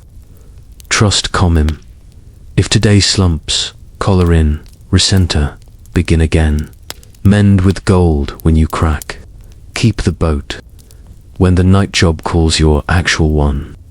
Or only the task of being decent while tired be set for an hour. Plant your feet. Throw right, then coil the rope neat and go home. Keep the eye, if you heal, send the first brightness to someone who fed you, even if they live only in the dry silence of papyrus now. The world runs better when gifts move through people, not to them. None of that asks for sainthood. All of it asks for habit. The Hall of Two Truths gets its name because truth comes in pairs. What is true in your mouth and what is true in your hands? What is true in the story and what is true in the doing? Truth as idea and truth as practice. The feather measures both. Speak well and do poorly and the pan sinks. Do well and speak cruelly and the pan sinks. Speak honest and do decent, day after ordinary day, and the pan balances with a sigh you can feel in your bones. Two truths, one room, one scale. We end where the series began, with order that is kind, and chaos refused politely but firmly. The serpent will make his try tonight, and fail again, because team and timing beat appetite. The sun will rise and not ask for thanks, but be glad if given some. In kitchens, gods disguised as neighbors will secure latches and stir pots. In workshops, a ram-headed potter will press his thumb to a crown of clay and think, yes, go into the world and be useful. And you, under your blanket, may let your jaw loose and your heart go easy. You do not have to pass any scales tonight. You only have to tuck one feather into your thoughts and practice breathing like a wheel. Round in, round out. If a worry tries to make your heart heavy, remember Tourette at the door.